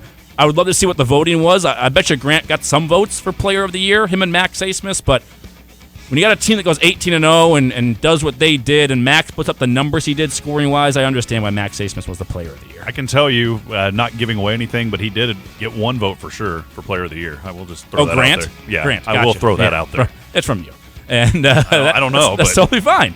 And I no problems with somebody voted Grant. I think Grant had the numbers and the stats to back that up, too. But I think I understand as well why Max Asmus was the Player of the Year. But I would love to see the voting on that stuff. I think it would have been pretty close. So there you go. Fun show. Big thanks to Freddy Coleman for stopping by. Great to catch up with Freddy. Mark Johnson just a little bit ago for catching up with him and the Colorado Buffaloes. That game's going to be a lot of fun in a couple of years. And looking forward to a whole lot more tomorrow on the program as well. Talking with a whole bunch of people. Going to be a fully loaded show tomorrow to get you ready for the Summit League tournament. One more day until that thing gets going. Thanks for listening today. Inside our Therrods and Ethanol Broadcast Center. Back with you again tomorrow, 11 to 1, right here on your home for NDSU Athletics, Bison 1660. Since Nodak Insurance Company started, we've gone from paying by mail to paying online. Your proof of insurance in the glove box has changed to a quick tap to our online app. And as new technologies make farming more efficient, our coverage ensures you're always protected. The way we live and work has